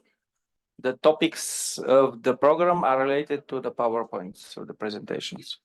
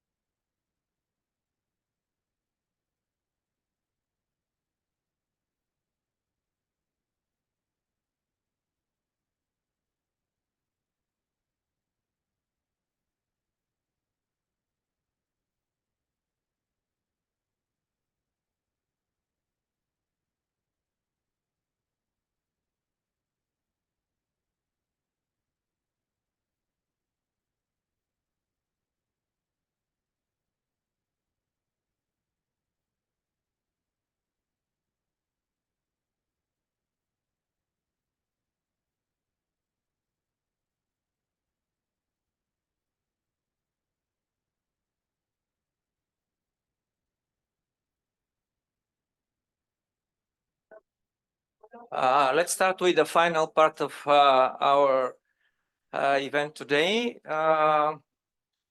The final part, I give the floor to Cathy to present the last presentation. The previous presentation are already online and everybody can use it or clarify the questions for the final discussion panel. So, can I get support for exploiting the results of my project?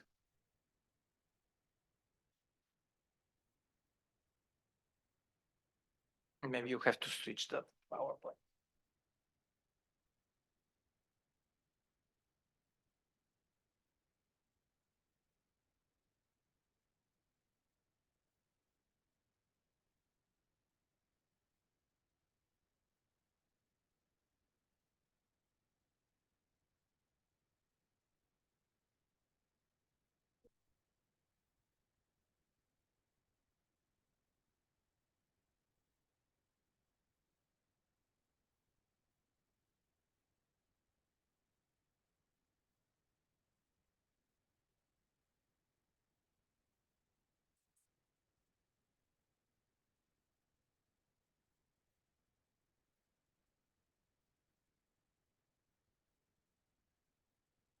So thank you for being here. We are all the survivors of the day because it was a long, long day. So at the end, we understand that it's really a lot of information. So I will try to not stay too long. And I cannot sit anymore. So if you want to stand up, for me, it's not an issue, but I cannot. It was very long. But I think it was really interesting. So I will try not to repeat also what has been said, because Petros mentioned quite a lot of information about dissemination, exploitation. So I will try to avoid this. And just as an introduction, I'm Cathy CIESLIK. So I'm working in RTD, and I'm the team leader of dissemination and exploitation activity support in RTD. And so I will see if it works. Oh,